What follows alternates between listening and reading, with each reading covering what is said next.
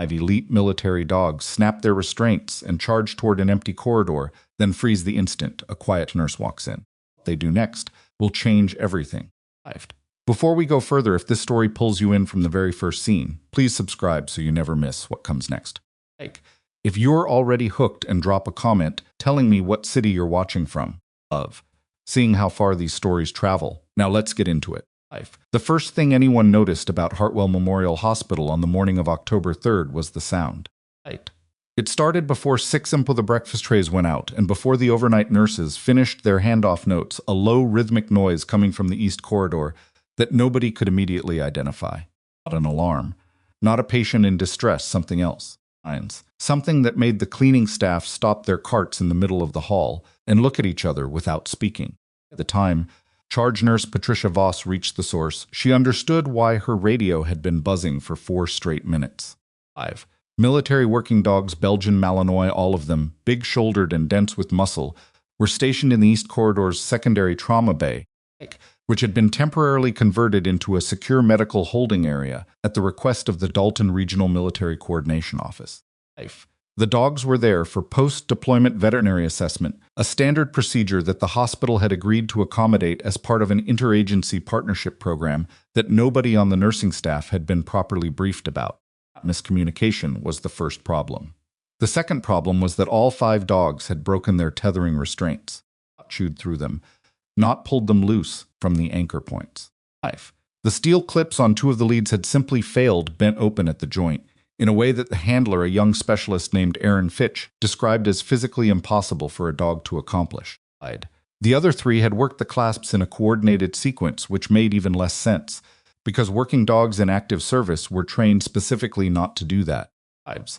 They weren't aggressive. That was the thing that kept Patricia Voss from calling a full hospital evacuation. 5 dogs were not attacking. They were not circling in a threat posture. 5. They were standing at the end of the corridor, just standing there, all 5 of them oriented in the same direction, ears up, eyes fixed on the far set of double doors, as if they were waiting for a scheduled appointment. Specialist Fitch was on his radio. 2 other handlers flanked him, trying to re-secure the leads, and every time they reached for the dogs, the animals simply sideways with an almost polite deliberateness that made the whole situation feel less like a containment failure and more like a negotiation that the humans were losing. 5.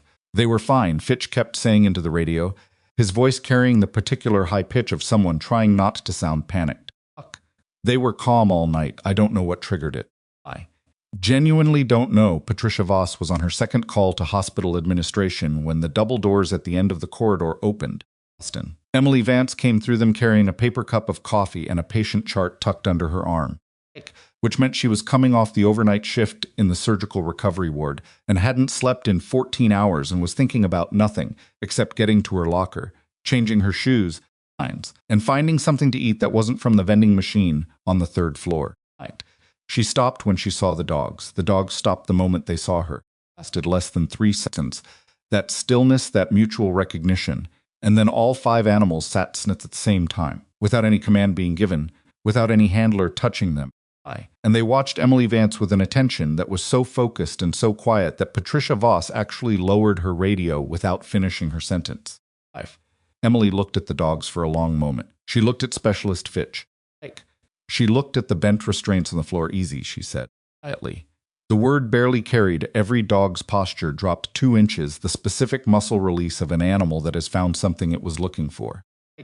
Fitch stared at her. Who are night shift?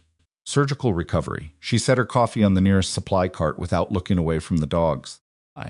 How long have they been loose? About 20 minutes. You should really step back. These are active military working animals. They're not. I can see what they are. She crouched down slowly, weight on her heels, arms resting on her knees, making herself smaller. Have they eaten this morning? That's not yet. The assessment was scheduled for. Are not agitated. She said more to herself than to him. Oriented. There's a difference. She studied the nearest dog, a large male, with a pale stripe across his muzzle. He was watching her with an intensity that looked almost formal. What's his name? Fitch hesitated. There was a protocol around sharing working dog designations with civilians. He knew that, but the dog was sitting perfectly still for the first time in 20 minutes, and the handler couldn't quite make himself object. Emily looked at the dog. Coda, she said. 5. The dog stood up, walked 6 steps toward her, and sat down again directly in front of her, close enough that she could have touched his face. And Fitch, one of the other handlers, let out a breath that sounded like it had been held for a while. 5. Colonel Daniel Brooks arrived at Hartwell Memorial at 7:43 a.m. in a vehicle that was not technically marked, but that every person in the parking lot understood was government. 5. He was 51 years old, had the posture of someone who had never entirely left the field behind, and had been briefed on the situation with the K9 unit during the drive over in a way that he found inadequate. Walk me through it again, he said to Fitch, standing in the east corridor with his hands behind his back, looking tease at the dogs, who were now calm and re-secured and eating from bowls that a nurse had apparently gone and found from somewhere. They broke the restraints around 0540, Fitch said. Positioned themselves at the end of the corridor. Nine wouldn't respond to any commands. Then a civilian staff member came through the doors, one of the overnight nurses, and they responded to her immediately. Immediately, sir.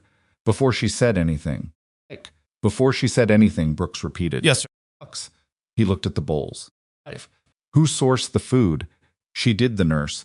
She asked what the dogs ate on deployment, and then went and found something from the dietary department that matched the protein content. Assessment team won't be here until 9. 5. And where is she now? Fitch looked slightly uncomfortable. 5. We asked her to step out, sir. Protocol. Civilians aren't authorized to be in contact with the unit during a security incident. 5. Who gave that order? Lieutenant Marsh. Brooks looked down the corridor. He said nothing for a moment. Get me the nurse. 5. Emily was in the staff break room on the 2nd floor, not because anyone had told her to wait there, but because it was where her locker was, and she'd been trying to change her shoes for the last 45 minutes. 5. She had one shoe off when the orderly knocked on the doorframe. Athens. There's a colonel asking for you, the orderly said, with the expression of someone who was not sure if this was interesting or alarming. Emily put her shoe back on. She had a face that people often described after the fact as calm, which was not the same as blank and not the same as pleasant, and not the same as the carefully managed neutrality that some medical professionals cultivated as a professional habit. It was something older than that, something that had been there before the nursing job, before Hartwell Memorial, before this city. A particular quality of stillness that made people unsure whether she was relaxed or simply choosing not to react. She followed the orderly back to the east corridor. Brooks was standing near the secured dog's hands, still behind his back, watching her walk toward him, with the specific attentiveness of someone trying to identify something they've seen before. Emily Vance, he said. Not a question, that's right. You work overnight in surgical recovery, 14 months. He looked at her for a beat longer than was strictly professional. Handlers. Tell me the unit responded to you. They were calm by the time anyone paid attention, she said. They just needed the room to be quiet. Specialist Fitch says they came to you. Walked toward me. The others stayed put. She paused. There's a difference. Brooks studied her. You have experience with working dogs? Question sat in the air between them. Emily's expression didn't change. I've been around dogs, she said. It was not quite a lie. It was also not close to the truth. Brooks let it go. Athens. For the moment, the veterinary assessment team arrived at 9:15, 2 specialists from the Dalton Regional installation, a woman named Dr. Solano, and a younger technician whose name nobody seemed to catch. They were efficient and professional, and they moved through the unit with the practiced and economy of people who did this regularly, and within the first hour it became evident that something was wrong, that they weren't finding flags. The dogs were calm, that much was clear, but calm was not the same as healthy. And Emily had been watching from the hallway. She was technically off shift and technically had no business being there, but nobody had specifically told her to leave the building. And she had found that the hallway offered access line to the secondary trauma bay, and she could see something in the way 3 of the 5 animals were. 5. Moving that the assessment team appeared to be missing. Largest dog, not Coda. A darker female whose tag read Sable was compensating. It was subtle, the kind of compensation that an animal develops over weeks or months, redistributing weight so gradually that the adjustment becomes invisible. Rear stride was 2 centimeters shorter than her right. Nobody who hadn't been watching her walk in an unguarded moment, before she knew she was being observed, would have caught it. Emily caught it the second time Sable crossed the room. Caught the way the dog named Rook, middle-sized, with a dark saddle pattern, was holding his head at a 3-degree tilt that he corrected every time he was being directly handled, but which returned immediately when the handlers looked away. In her ear, or possibly upper cervical, hard to know without palpation. She stood in the hallway for 22 minutes watching, and then she walked into the secondary trauma bay. Dr. Solano looked up. This is a restricted assessment area. Fine. No, Emily said. I think Sable's been managing a soft tissue injury in the left rear quarter, possibly 8 to 12 weeks. She's compensating on the stride. Solano stared at her. Who are you, night shift nurse? I. But the stride watcher walked to the door. There was a silence. Lieutenant Marsh, who had been standing near the door with the expression of a man whose entire morning had been inconvenient, stepped forward. This area is restricted to authorized military and veterinary personnel. I'm going to need you to let her finish. Brooks' voice came from the corner of the room, quiet enough that Marsh had to recalibrate. Solano looked at Brooks. She looked at Emily. She led Sable to the door and back. The compensation was there. It was obvious once someone named it, the slight lateral shift of third step. The way the left hind swung out 2 centimeters wider than the right to avoid full extension. Solano went still for a moment in the way that people do when they realize they've missed something they shouldn't have. How did she start at Rook 2? Emily said. I think it's cervical. The head tilt corrects when he's being handled. Marsh made a sound that wasn't quite a word. Both of these injuries, Emily said, keeping her voice completely level, would affect their response behavior, especially in enclosed spaces. A dog in pain that can't communicate that pain will find other ways to get what it needs. She looked at the room generally.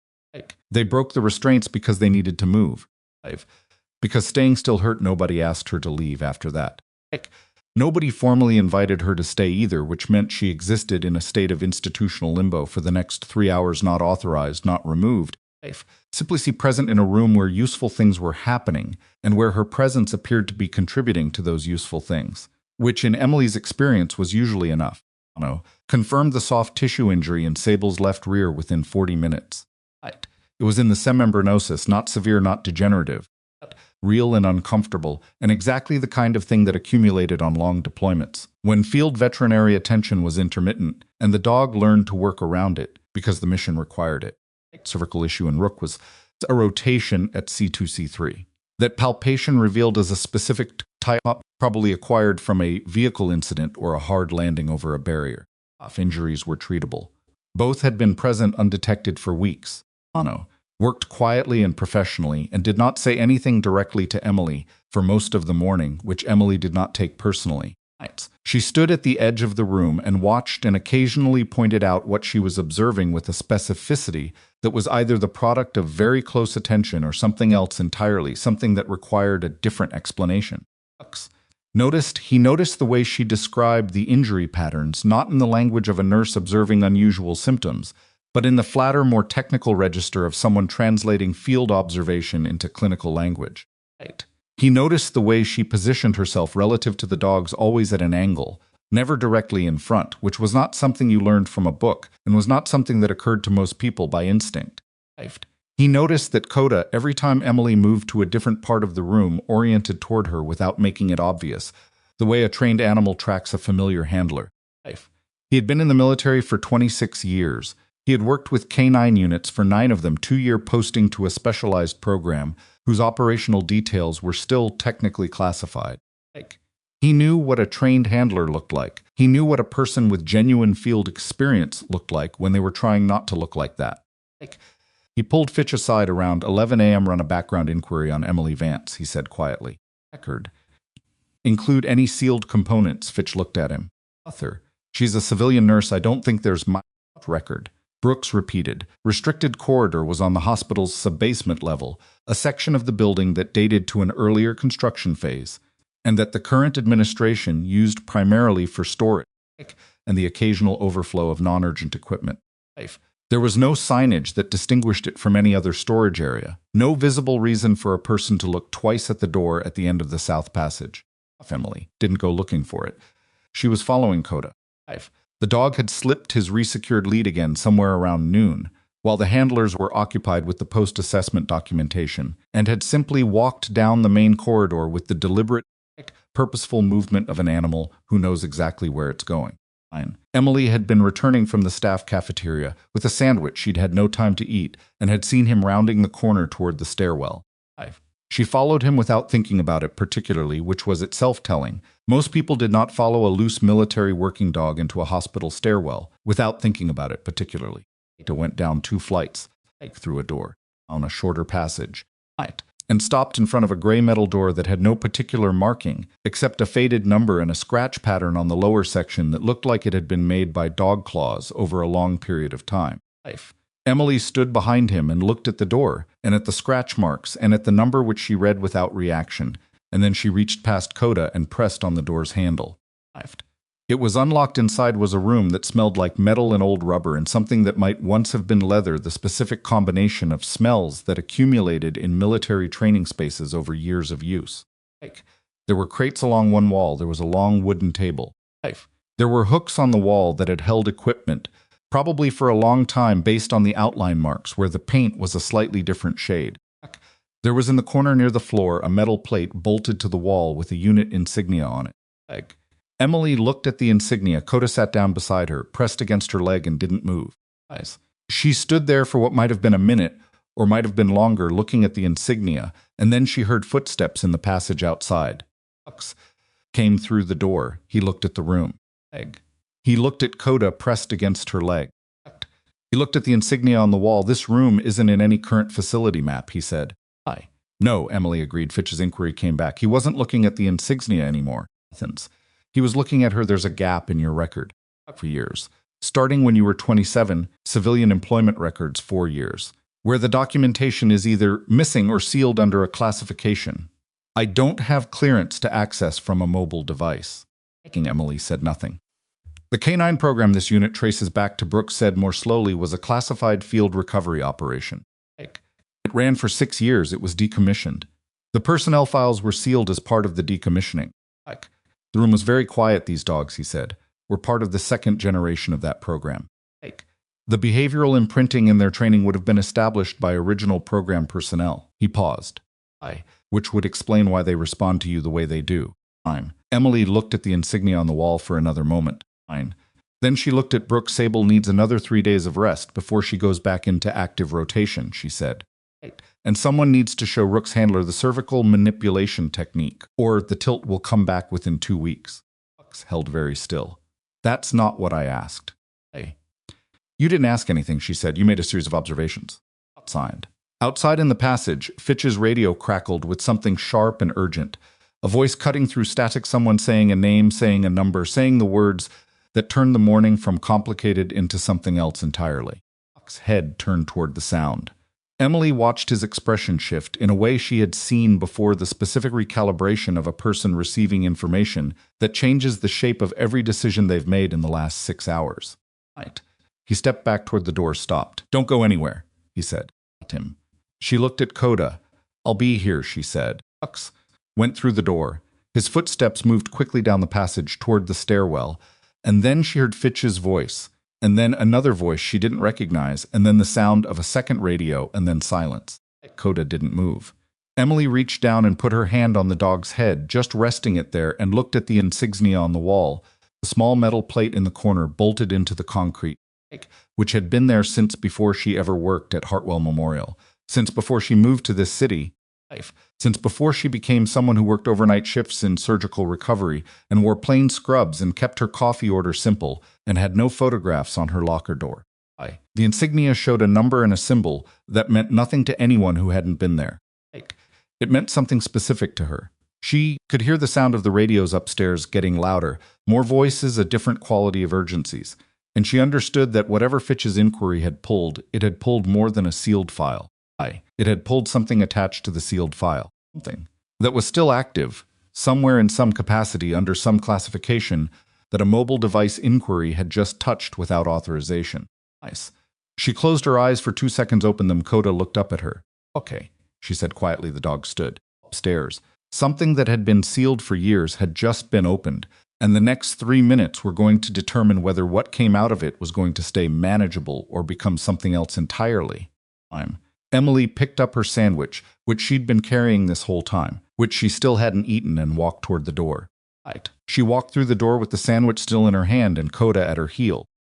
And the first thing she heard when she reached the stairwell was Brooks's voice, cutting through 2 other voices with the controlled precision of someone who had stopped being polite about 15 seconds ago. I don't care what the access log says. Who ran the inquiry? His voice quieter. It was routed through my credentials, sir, but the return pull came back flagged. It triggered an automatic notification to a third-party archive system. Archive, a pause. I don't know, sir. Hux said something under his breath that Emily didn't catch, and then she heard him moving toward the stairwell door, and she stepped back 2 paces without thinking, which was an old reflex and not a useful one. Because the door opened before she'd made up her mind about whether to keep moving or stay put. Brooks saw her immediately. His eyes dropped to Coda at her side and came back up. The inquiry pulled a cross-reference, he said, without preamble. The attached to the sealed file triggered an automated flag. Somewhere we don't know where yet. Emily looked at him. 11 minutes ago, she was quiet for a moment. Did it send content or just the access notification? Hux studied her. The question was not the question of a civilian nurse. He knew that, she knew that he knew that, and neither of them addressed it directly. Access notification. Possibly a header the full pull didn't complete. You have some time, she said. That's what I'm working with. Yes. He held the stairwell door. I need you upstairs. What happened in the next 40 minutes happened fast and badly, and without the clean procedural logic that institutional situations were supposed to have. That was the part that Lieutenant Marsh kept trying to impose: procedure, hierarchy, the correct order of authorizations, and that was the part that kept failing. Because the situation had already outrun procedure by the time anyone recognized what kind of situation it actually was. Pull had gone to an archive management system, operated by a contracting office, affiliated with a defunct program office. Much Fitch, established within 20 minutes, working from a terminal in the hospital's administrative suite that he'd appropriated with a speed that suggested he'd done similar things before and hadn't always waited for permission. The contracting office had been dissolved 7 years ago. Archive management system was in theory unmaintained. In practice, it had a monitoring protocol that was still running, had apparently been running for years on automated continuation, and had just received a notification that someone had touched a file attached to a sealed personnel record. The system sent an outbound alert, Fitch said, pulling up the confirmation on the terminal. Automated to a contact list. He scrolled. The contact list has 3 addresses. 2 of them are deactivated government mailboxes. The 30 stopped. Brooks leaned over his shoulder. Read the 3rd address. Nothing for a moment. Is that active? Brooks asked. I don't know, sir. I can't verify without a higher access level than I have from here. Marsh moved in from the side of the room. He was a compact man who wore rank like a piece of armor and had been visibly uncomfortable since the moment the morning stopped, following a recognizable script. Sir, I think we need to step back from this terminal and route this through proper channels. If there's an active third-party contact, Marsh, Brooks said without turning around. Go coordinate with the vet team on the unit status update. Excellence. Marsh's jaw moved. Sir, my responsibility in this situation is to coordinate with the vet team on the unit status update, Brooks said. In volume. The kind of quiet that was not gentle. He left in the way that people leave when they are storing the grievance for later, which was a different kind of problem, but a later one. Emily was standing near the window. She had finally eaten half her sandwich, which she'd done in 3 quick bites standing up, because her blood sugar had been declining for the last 2 hours, and she'd learned a long time ago that letting it drop further did not help her think. She was watching Fitch work, and she was watching Brooks process, and she was specifically not doing the thing she'd been avoiding doing, since she walked into the sub-basement room and saw the insignia on the wall, which was to calculate what the flagged pull meant in terms of who might receive that alert and how long it would take them to respond to it. She was doing the calculation anyway. She was doing it with the part of her brain that didn't require active attention and that she'd never successfully shut off. Brooks turned from the terminal and looked at her. You know what program that archive connects to. It was not framed as a question this time. He was past questions. It was called Ridgeback, she said. It ran from the installation at Fort Carlin, closed operational status in. She paused just for a half-second in the winter about 9 years ago. You were part of it. I was part of the field recovery component. There were 3 divisions. She looked at the terminal screen without expression. Archive flagging means someone set a persistent alert on the personnel files when the program was decommissioned. Someone wanted to know if those files were ever accessed again. Who would do that? Someone who had reason to keep track of who came looking. Brooks crossed his arms. He looked tired in a way that had nothing to do with sleep and everything to do with the specific exhaustion of a situation that kept expanding past its initial edges. Dogs. He said the Ridgeback program. You said there were 3 divisions. That was the field recovery component. Emily looked at him for a moment. Then she said we went in after operations concluded. Retrieved the animals. Assessed them rehabilitated behavioral damage caused by handler loss or extended field stress. She stopped. Sometimes the handlers didn't come back, the dogs did. Someone had to help them with that. The room was quiet enough that the terminal's fan was audible. Fitch. Without turning around, that's a real job. It was a real job, Emily said. The dogs had been moved back to the secondary trauma bay for the afternoon assessment phase, and Sable and Rook were being treated with a careful efficiency that was partly Dr. Solano's competence, and partly the result of Emily's observations, which Solano had incorporated into the assessment plan without making a formal acknowledgement of incorporating them, because that was how these things worked in practice, regardless of what protocol said. The 3 other dogs, Coda and a younger male named Drift and a compact, broad-headed animal called Vesper, were physically healthy by the metrics the assessment covered. But Emily had been watching them through the bay window from the corridor, and what she was watching was not the metrics. She was watching the way Drift kept positioning himself between Vesper and the room's main entrance. She was watching the way Coda's attention kept moving to the door, then to her, then to the door. Actions. She was watching the specific pattern of behavior that in her experience meant not threat response, not illness, but sustained low-grade distress of a particular variety. Disruption. The kind that happened when a unit was separated from a consistent presence under stressful conditions, and then placed in an unfamiliar environment with multiple new people and changed routines. These dogs had been through something recently, and the assessment wasn't going to find that in a physical exam. She pushed through the bay door. Solano looked up. I'm observing, Emily said before Solano could object. I'm not touching anyone. Solano's expression went through 2 or 3 things quickly and landed on a pragmatic neutrality. Observation only. Emily positioned herself near the wall away from the handling activity and simply stood there. Within 4 minutes, all 3 of the physically healthy dogs had adjusted their positions to keep her in their sightline. Obviously, not in the trained way of animals responding to commands.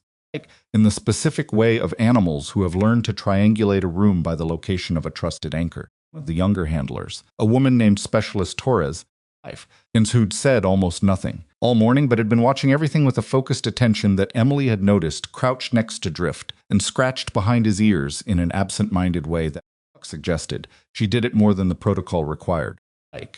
This since we left the base, Torres said, not directing the comment at anyone in particular. We changed handlers 3 months ago, lost Sergeant Perez. It was his dog. Emily looked at her. When you say lost. Medical discharge. Perez had to leave the service. Torres glanced up. They don't really have a protocol for that when the handler leaves, but the dog stays. They just paired him with whoever was next in the rotation. Who's his primary handler now? Torres was quiet for a moment. Technically me. But I've only been with the unit 6 weeks. Emily looked at Drift, who was still keeping Emily in his peripheral sightline even while Torres scratched behind his ears. He's not resistant to you, Emily said. He's carrying the transition. There's a difference. Torres looked up at her with an expression that was part confusion and part something that wanted to be hope, but wasn't sure it had the right information yet. It means he's adjustable. He hasn't shut down. He's just... Emily searched for the word that wasn't clinical. To know if the new arrangement is stable, she paused. Are you stable in the unit? I mean, are you staying? Blinked. Yes, as far as I know, then he'll figure it out. Not fast, but he'll figure it out. Emily looked at the dog. He's been working to understand a new person. That's exhausting. He needs the new person to also be working, not just waiting for him to settle on his own. Torres sat with that for a moment. Then she said, nobody told me that. Emily said they usually don't. Found the civilian personnel file for Emily Vance at 2:15 in the afternoon, which was when the hospital's HR administrator, a tired man named Gerald Osey, who had been called in from a scheduled day off, finally pulled the complete employment record. 14 months at Hartwell Memorial clean record. 3 commendations from the surgical team. A medical staffing agency based in Renfield. 5. Before that, a gap. The resume listed a generalized description of clinical experience in field medical settings that the agency had apparently accepted without detailed verification, which was not unusual for agencies with high placement volume, and was in retrospect inadequate. Looked at the Renfield address for the staffing agency. Looked at Fitch. Can you confirm that agency exists? Typed for 30 seconds. Yes, sir. Registered business. 5 years. Operating primarily medical placement, some specialized. Athens. Who owns it? 30 more seconds. Holding company based in Fitch. Stop. Yes, sir. The holding company traces back to a contractor registered to the same installation as the Ridgeback program.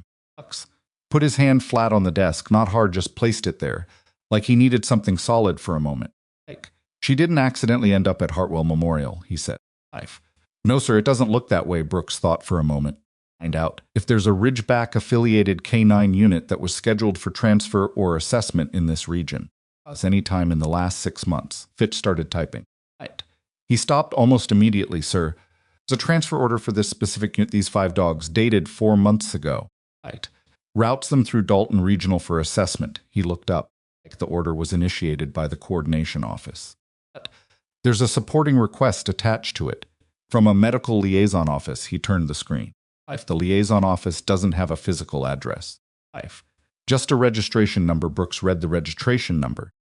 He looked at it for long enough that Fitch stopped moving. That registration number, Brooks said carefully, is connected to the Ridgeback decommissioning. It's an internal reference code. Nobody outside the program would know to use it.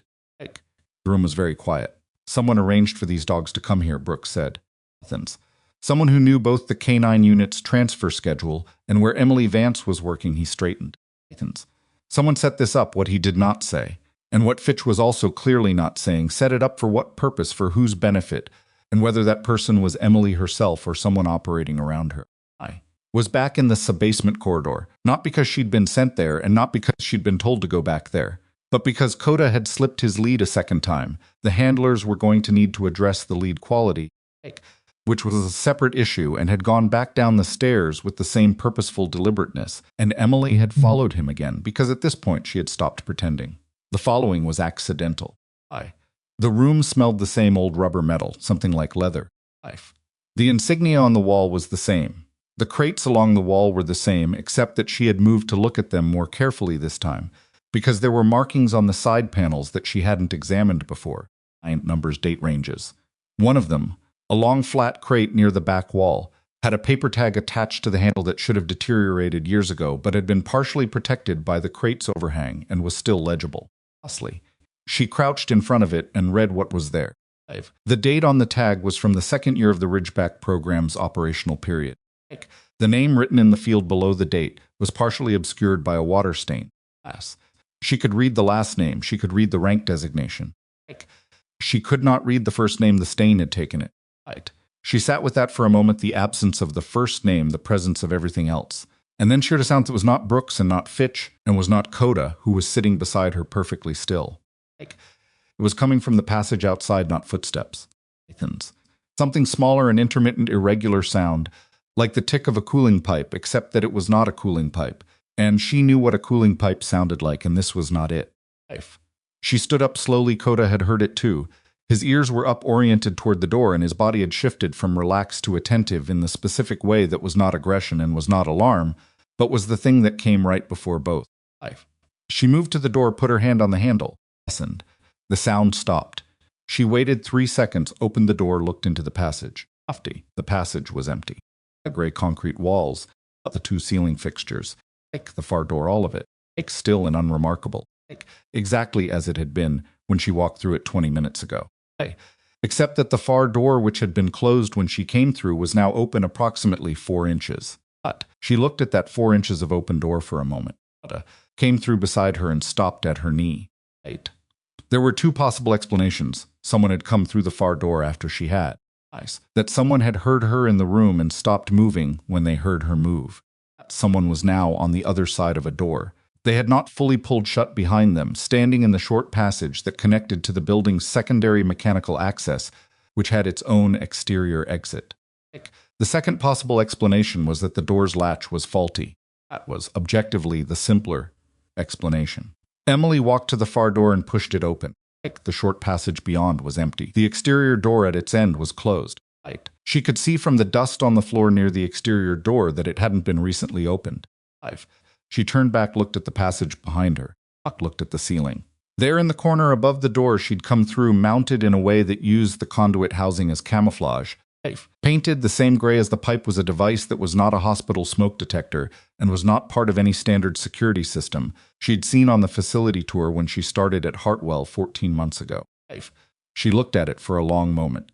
Then she pulled out her phone and took a photograph of it, and then she walked back to the subbasement room, sat down on the edge of the flat crate, thought carefully about the fact that the passage outside a hidden room in a hospital subbasement had a surveillance device that predated her employment by an unknown number of years, that faced the room's door, and that was currently as far as she could determine operational.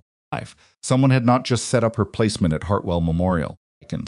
Someone had been watching that room, and the flagged archive pull from Fitch's inquiry had just told them that someone had found it.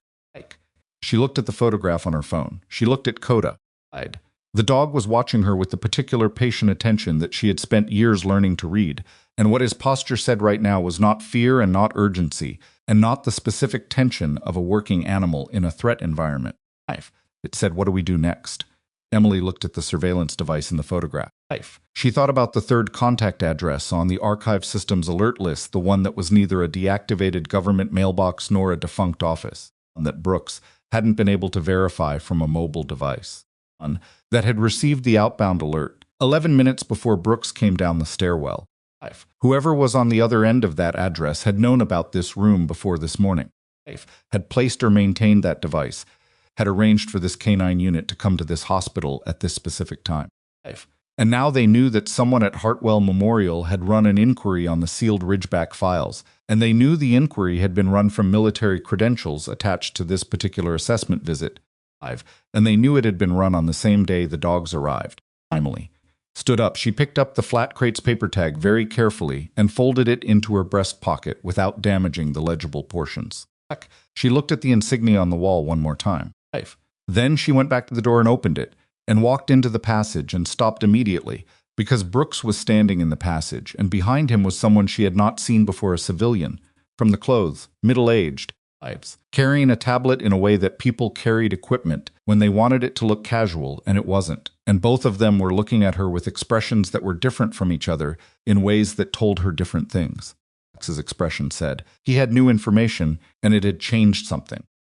The other person's expression said that they had been expecting to find her here, and that they had been waiting for this moment specifically, as Vance. The other person said, and their voice was the voice of someone choosing each word with care, "I think we need to have a conversation about what you remember from Ridgeback, all of it. Not the version you've been giving Colonel Brooks."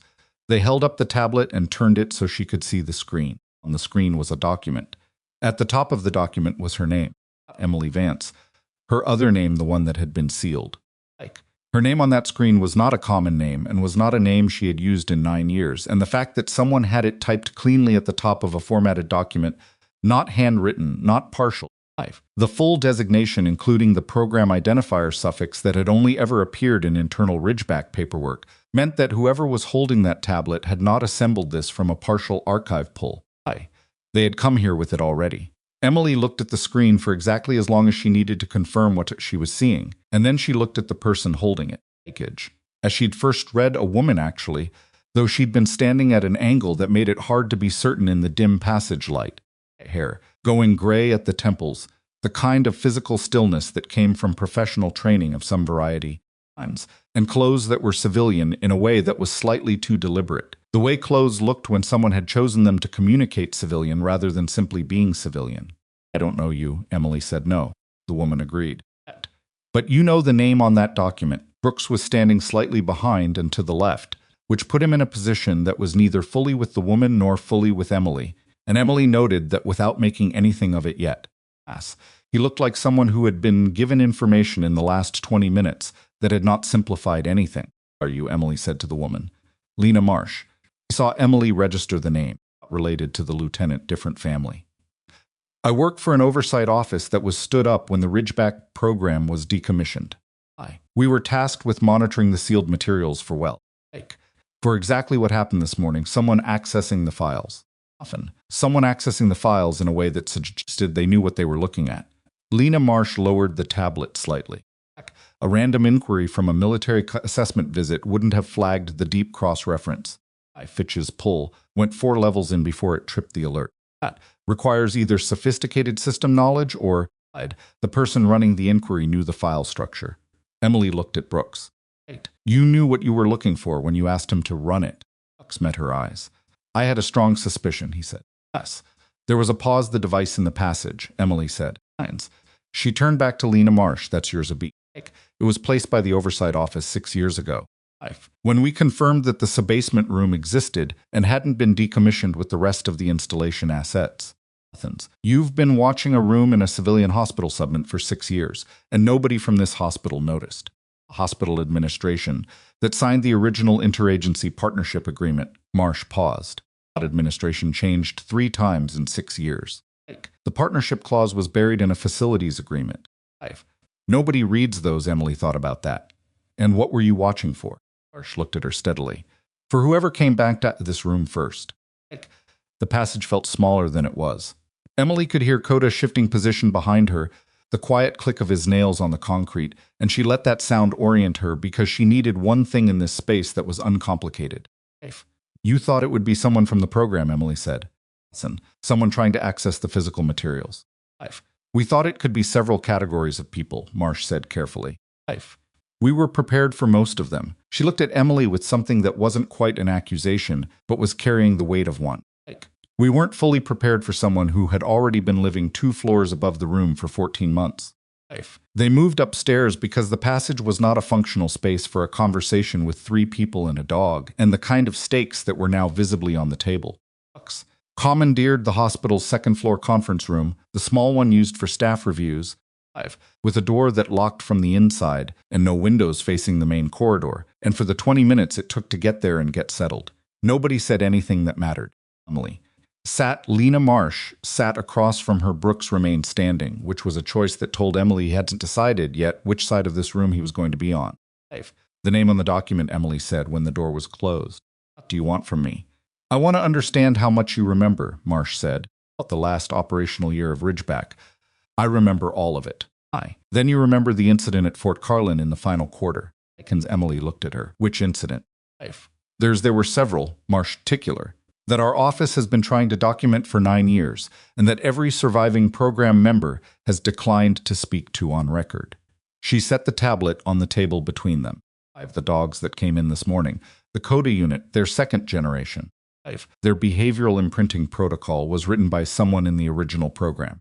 That protocol has a specific anomaly in it, a deliberate variance from standard military K9 conditioning that wasn't in any official documentation. Emily was quiet. The variance, Marsh continued, as a trust anchoring sequence. It's subtle, it's embedded in the early imprinting work in a way that reads as a natural behavioral tendency rather than a trained response. But our behavioral analysts confirmed it 8 months ago when they started having problems with this unit responding unusually to specific environmental triggers. She looked at Emily.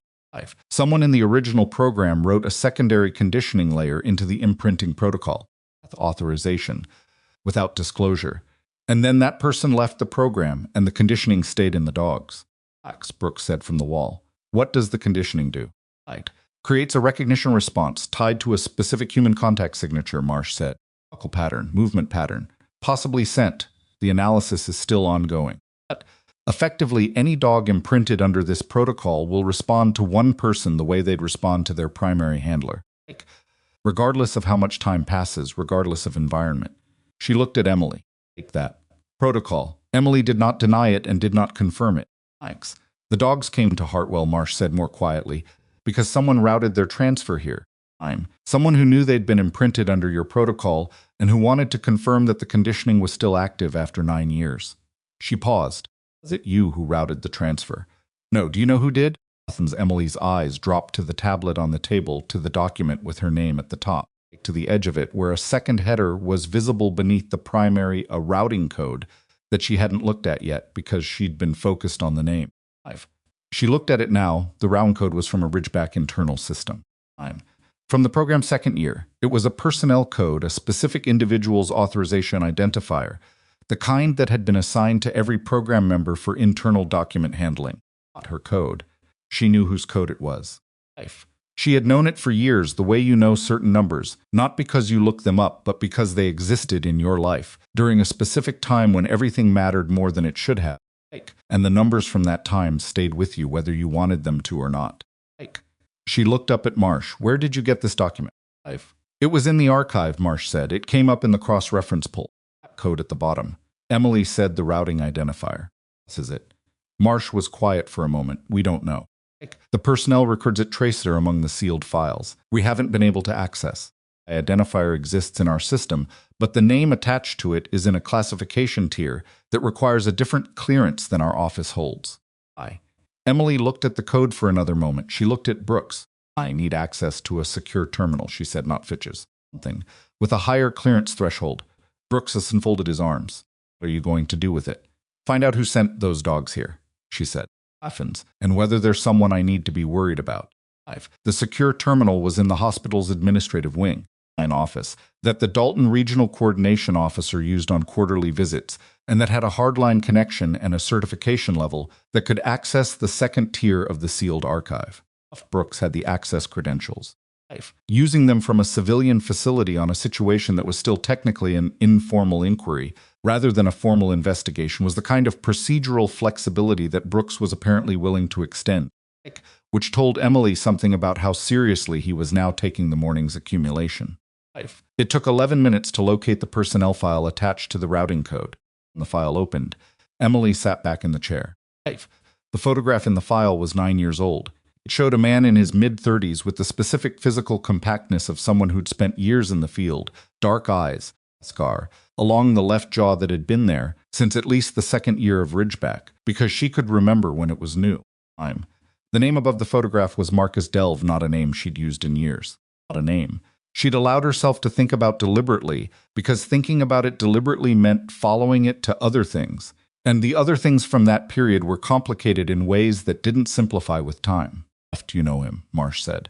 She was standing behind Emily's left shoulder, reading the screen.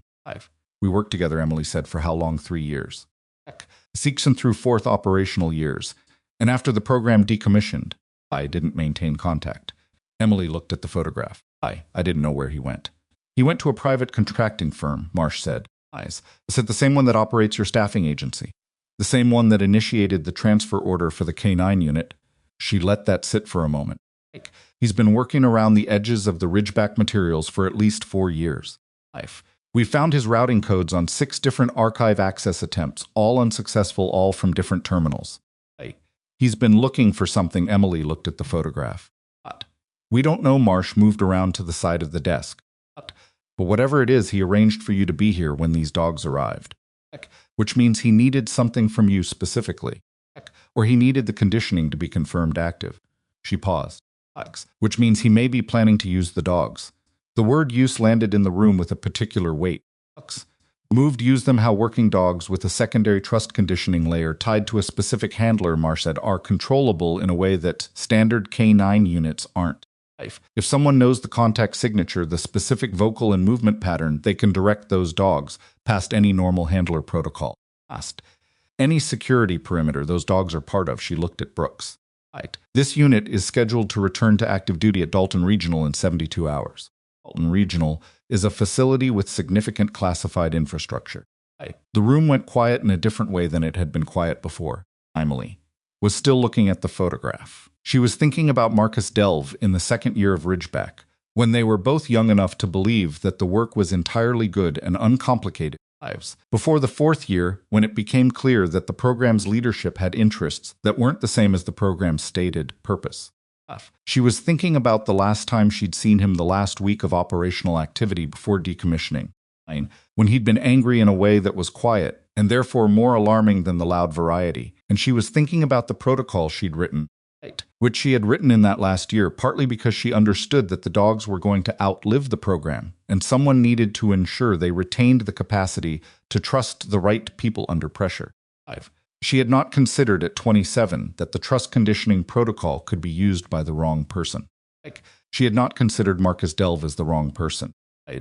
She wasn't fully considering it now. She was holding it at arm's length and looking at the shape of it, because if she pulled it close too quickly, she'd lose the ability to think around it. Conditioning. She said, it's tied to a contact signature. It's a specific person's pattern. Yes, Marsh said, mine. Based on the behavioral response we've been seeing, yes. Emily stood up from the terminal. She walked to the window that looked out on the staff parking area and stood there for a moment with her back to the room. And Marsh waited. If Marcus knows the conditioning is tied to my pattern, Emily said, then putting me in proximity to the dogs before they go back to Dalton isn't about confirming the conditioning. It's about something else. He knows I'm here. He arranged for me to be here, which means he wants me to be in contact with the dogs before they return to an active duty installation. She looked at Marsh. He wants me to do something with them, or he wants me in a position where it looks like I did something. Both. That's our concern. Then I need to talk to the dogs, Emily said. Brooks has looked at her. That's not a metaphor, she said. The behavioral conditioning is still active. I confirmed that this morning. If someone with knowledge of the contact signature approaches this unit before they go back to Dalton, those dogs will respond in a way their handlers won't expect and won't be able to counter. But the handlers need to know what to look for, and the only way to show them what to look for, she stopped. I need to work with the unit formally documented. You're not military personnel, Marsh said, was Emily said. For 4 years under a classification that is currently sealed. Which you can unseal, she looked at Marsh. That's what you actually have the clearance for, isn't it? Our office can't open the files, but you can authorize a temporary operational status reinstatement for a specific purpose. That's what the oversight role gives you. Marsh looked at her for a long moment. Then she looked at Brooks, then she looked back at Emily. It would be limited, Marsh said, temporary, specific to this unit and this situation. That's all I need. The paperwork took 2 hours and happened in the background, while Emily went back to the secondary trauma bay. Because the dogs didn't care about paperwork, and Sable's soft tissue treatment required a second round of manual therapy that Solano had asked for assistance with.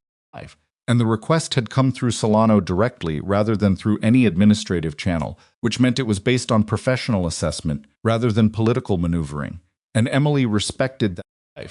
She spent an hour with Sable working through the tissue manipulation, with a steadiness that came from muscle memory more than current practice. Then Sable lay still for it, with the patient compliance of an animal that understood the difference between discomfort and harm. Anna worked beside her, without much conversation, which Emily appreciated. The younger technician whose name she'd finally caught, Rosario, watched from the corner with an attention that was clearly building toward a question, and eventually it came. How do you know how to do that? Rosario asked. The manipulation. That's not in any nursing scope I know. It's not, Emily said. Fine. It's from before nursing, Emily said. She didn't elaborate. Rosario, to her credit, let it go. Marsh found her at 4:15 with the temporary reinstatement document, which was 3 pages, and had more caveats than Emily would have preferred, but was functional. Countersigned it, which he wasn't technically required to do, but which he did anyway. And Emily understood that the counter-signature was his way of putting himself on record as accountable for what happened next, which was either professional integrity or a form of insurance, and possibly both. I need the unit assembled, Emily said, all 5 dogs. Their handlers. Somewhere with space, the east quarter's been cleared, Brooks said.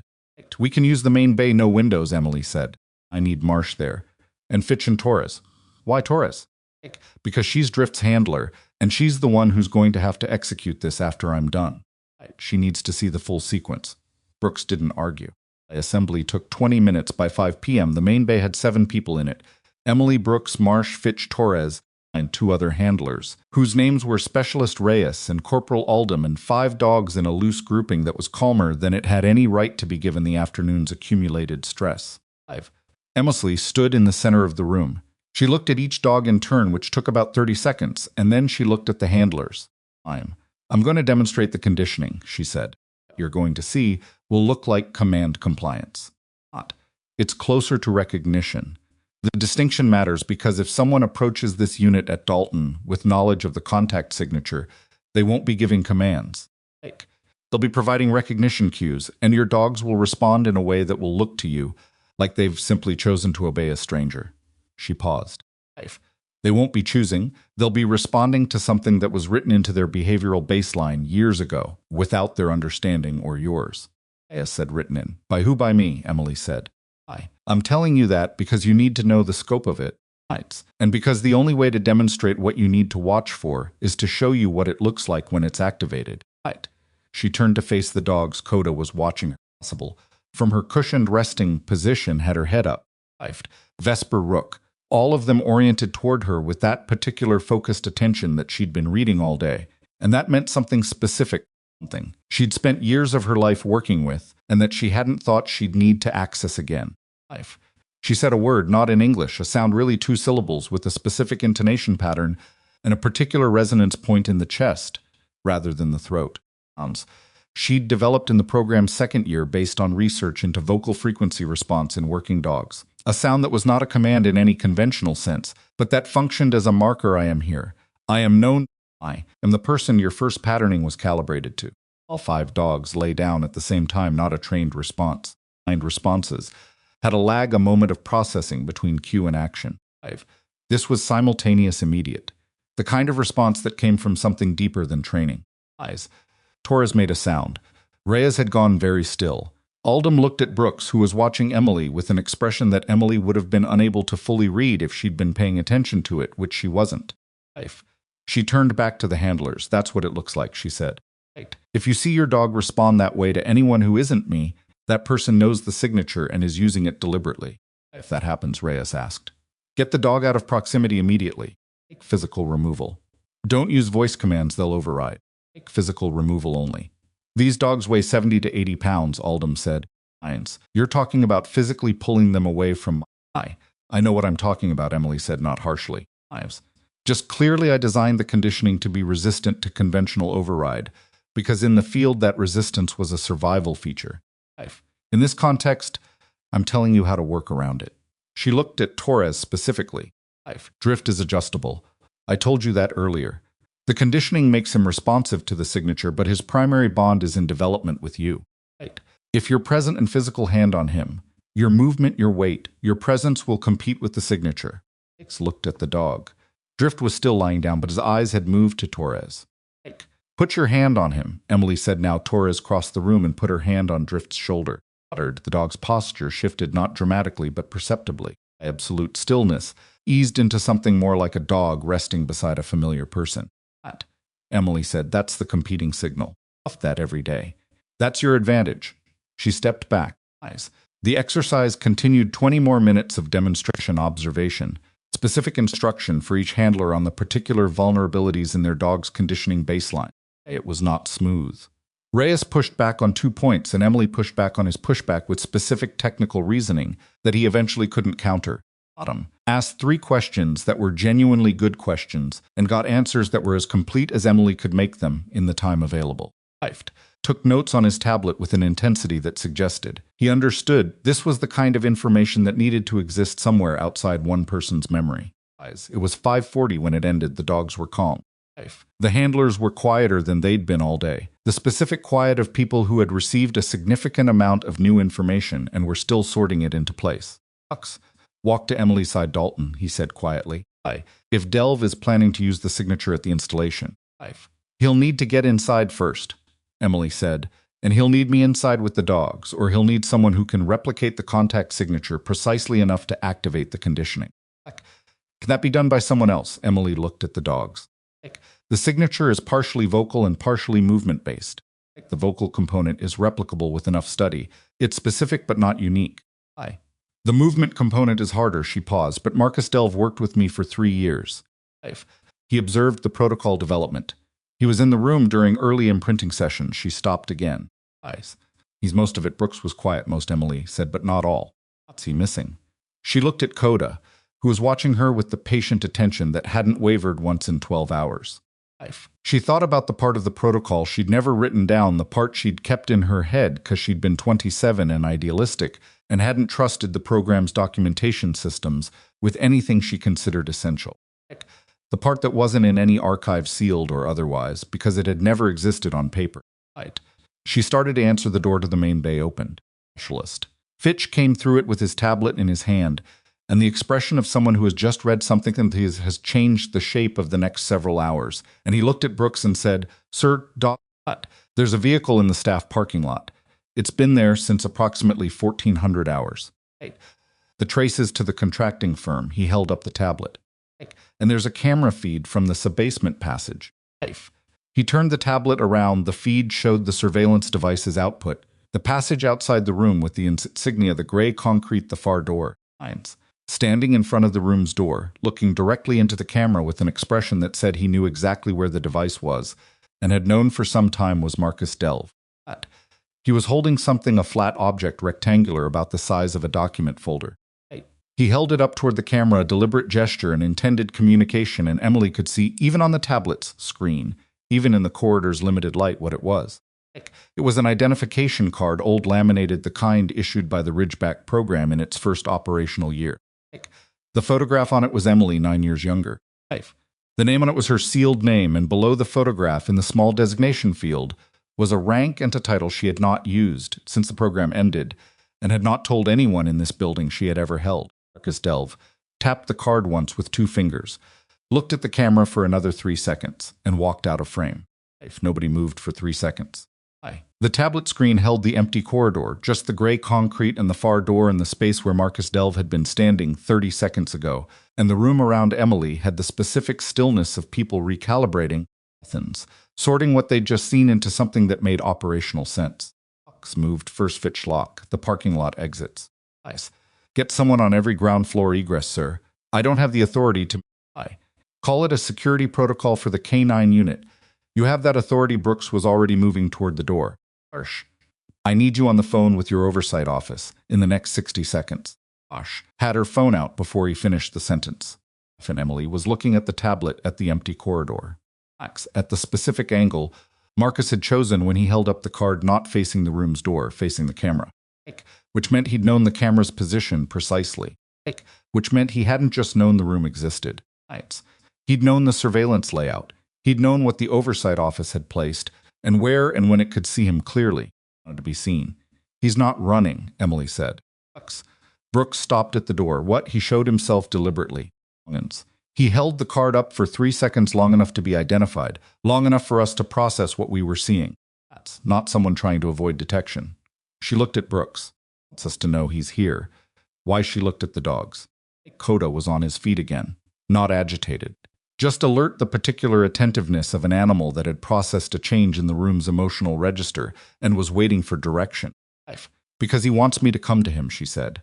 He set up a situation where I'd understand exactly what he knows and exactly what he has, and he's giving me the choice of how to respond to it. She set the tablet on the nearest surface. Which means he needs something from me that he can't take. He needs me to give it willingly.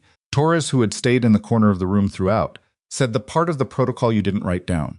Finally, looked at her. Torres, with the focused attention she'd shown all day, the kind that absorbed things and held them. Emily said. The parking lot camera showed the vehicle, a gray sedan nondescript, the kind that was designed to be forgettable in the northeast corner, positioned with its nose toward the exit in a way that was either habit or planning, and was probably both. The plate had traced to a shelved registration that connected to the contracting firm Marsh's office had been tracking, which meant Marcus had known the plate would trace and hadn't bothered to change it. Deliberate signal. Fitch had the exits covered within 8 minutes, which was fast enough to matter if Marcus was still in the building, and probably not fast enough to matter if he wasn't. The ground floor sweep came back negative. The sub-basement sweep came back negative. The vehicle was still in the parking lot, untouched, engine cold. He's gone, Aldham said, coming back through the bay door with the report. Or he was never in the building, Reyes said. Could have placed the card before we arrived. Emily had been thinking about that. The camera feed. What time did he appear on it? Fitched 1653. We assembled in this room at 1707 minutes before we started the demonstration. She looked at the tablet. Watched us. He waited until we were assembled and contained, and then he made himself visible. He knew what was happening in this room. The bay went quiet. Marsh said slowly. It transmits. It receives the feed, Emily said. But if someone with system knowledge accessed the device remotely, they could reverse the feed. Use the device's audio component. She looked at Marsh. Has your office accessed that device recently? Updated the firmware, changed the access protocol. Marsh's expression shifted in a way that answered before she spoke. There was a routine system maintenance 18 months ago. By a contractor. Which contractor? The answer was visible on Marsh's face before she could stop it. He's been listening to that room for 18 months, Emily said. Not accusing, just laying it out. He knew the oversight office had the device. He accessed the maintenance cycle and used it to install a feed tap. He's been monitoring the sub-basement for a year and a half, waiting for whatever he needed to put in motion. Crossed his arms, which was the K9 unit arriving here. Which was me responding to the unit arriving here, Emily said. 5. He needed confirmation that the conditioning was still active. 5. He got it this afternoon and then he showed himself, because now that he has the confirmation, he's ready to move to whatever the next stage is. Dalton Regional. Brooks said 72 hours, Emily said. That's when the unit ships back. 5. The decision about whether to pursue Marcus Delve directly or to focus on protecting the K9 unit's return to Dalton was not technically Emily's decision to make. She was operating under a temporary reinstatement document with a narrow operational scope, and the question of what to do about a contracting firm operative who had compromised a government surveillance device and was possibly planning to exploit a classified behavioral conditioning protocol at a installation was well outside that scope. That was the theoretical position. In practice, Brooks and Marsh spent 40 minutes in a side conversation that Emily was not part of, and when they came back, Brooks said, "We're splitting this." Marsh's office is escalating the Delve situation to a federal coordination level. It's out of our hands now. He looked at Emily. Our immediate priority is the unit.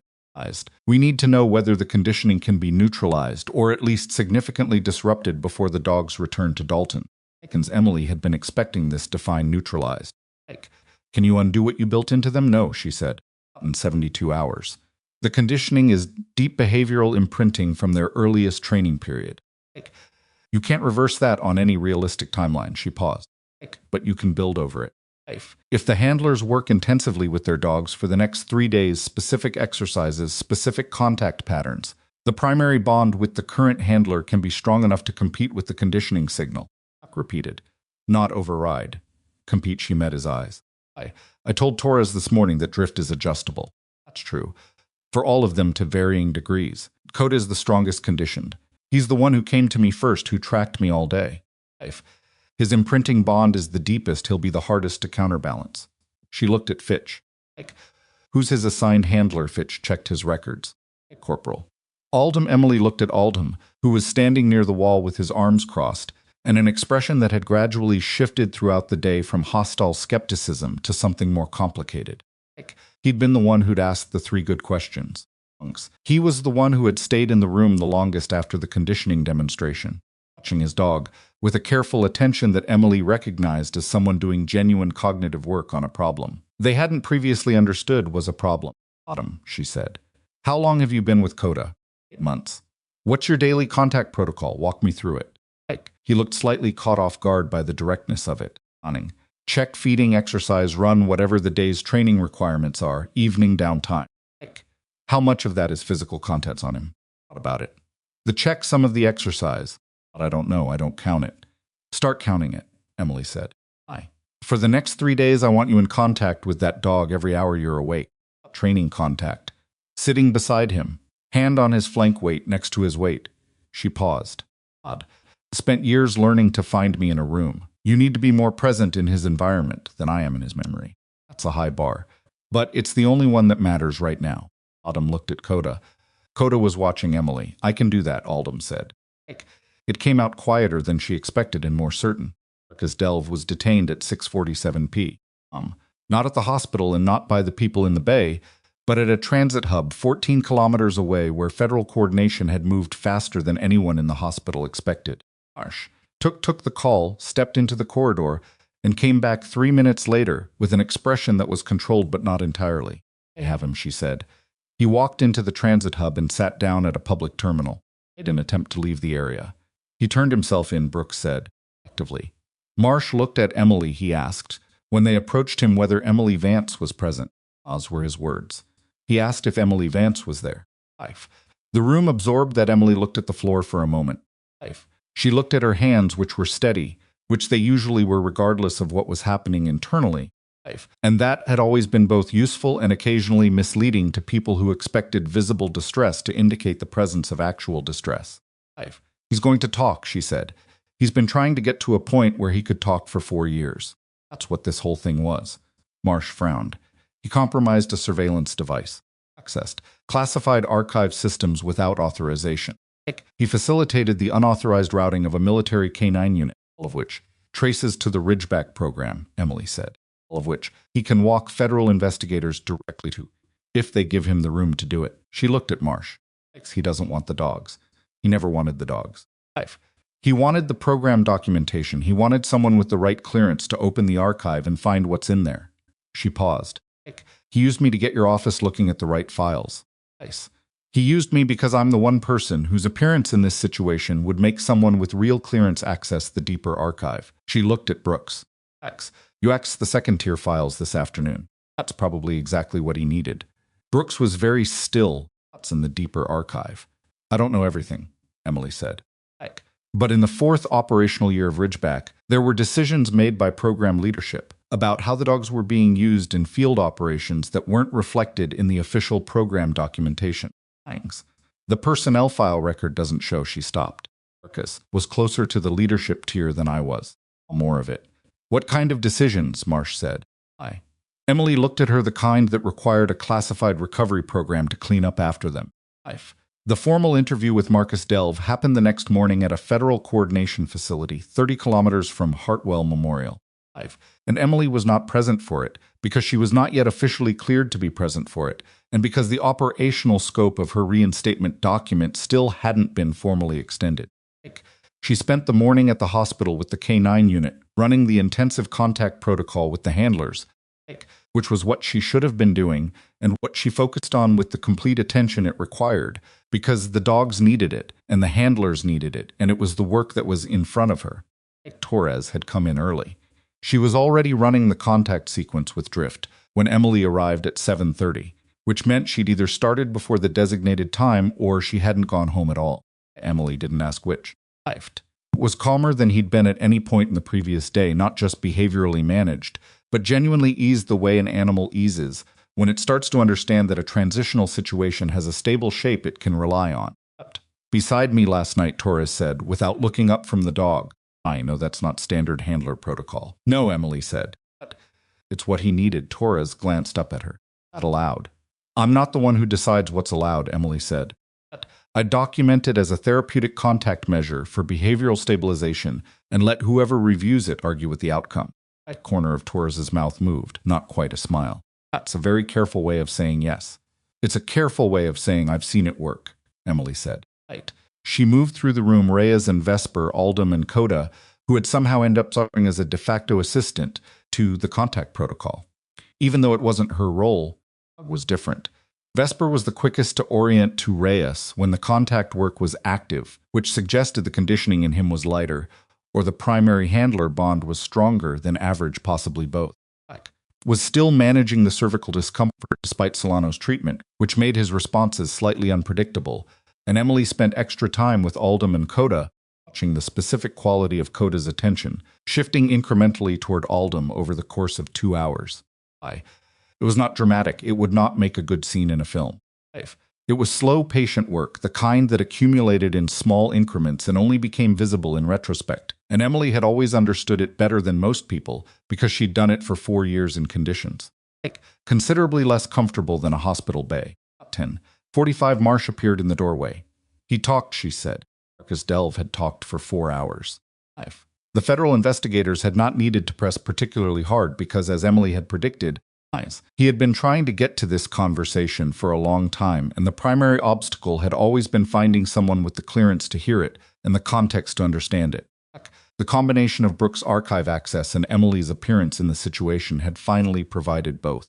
Marcus had documented in personal records he'd maintained for 9 years, which he'd brought with him to the transit hub in a drive that he'd handed to the federal agents before they finished introducing themselves, was a systematic misuse of the Ridgeback program's K9 field recovery assets in its 4th and 5th operational years. The program's leadership had diverted the recovery team's operational data, specifically the behavioral assessment records and handler compatibility profiles, to a private defense contracting operation that was using the data to develop a commercial K9 conditioning protocol for sale to private security firms. The data included classified field information about working dog behavioral vulnerabilities under stress conditions. It had been sold without authorization. It had been sold repeatedly to multiple buyers over a period of approximately 18 months before the program was decommissioned. The decommissioning, Marcus's records suggested, had been accelerated specifically to close the data access before an internal audit could document the diversion. Emily received this information from Marsh in the conference room on the 2nd floor, the same one from the day before. which now had a different quality to it, the way rooms acquire character from what happens in them. She sat with it for a while before she said anything. The personnel files were sealed as part of the decommissioning, she said. Yes. Which sealed the records of everyone in the program, including the people who authorized the data diversion. Yes. So the decommissioning protected them till now, Marsh said. Documentation is detailed enough that the sealing can be challenged. The Oversight Authority is already reviewing it, she paused. He also provided the specific identities of the program leadership who authorized the diversion. 3 individuals, 2 of them have been in private sector positions since the program ended. One of them. She stopped. Emily looked at her, one of them. Marsh said carefully, went back into government service. Coordination level, and has been in a position for the last 6 years, with access to the archive management system that contains the sealed files. The room's very quiet. The persistent alert, Emily said. The personnel files. The automated flag that triggered when Fitch ran the inquiry. It was set by that individual, Marsh said, not by our oversight office. We found our device in the subbasement.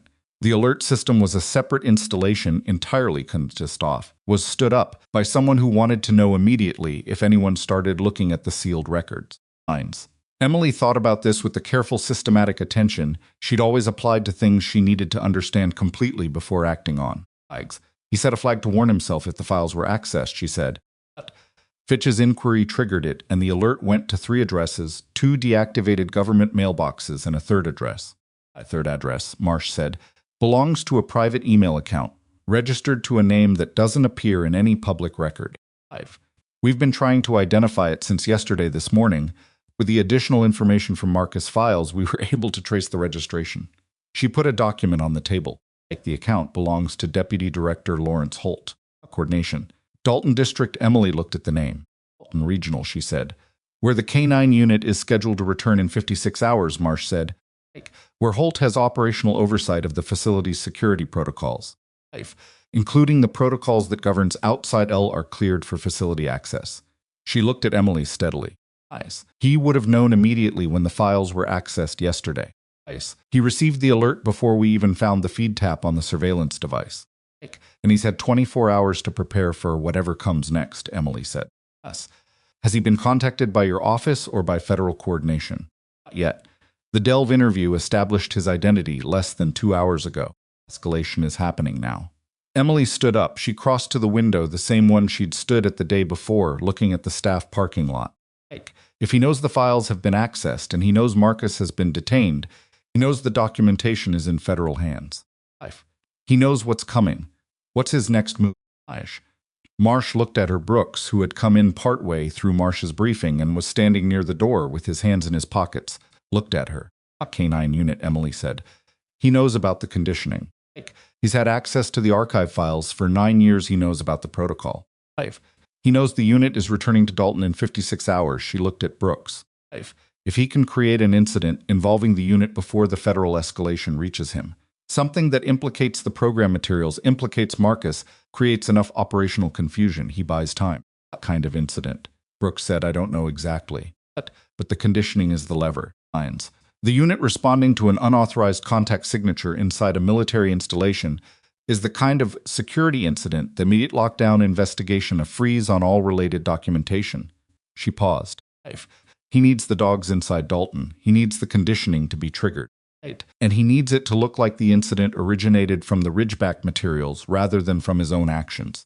Fox looked at Marsh. We need to hold the unit's return. I've already started that process, Marsh said.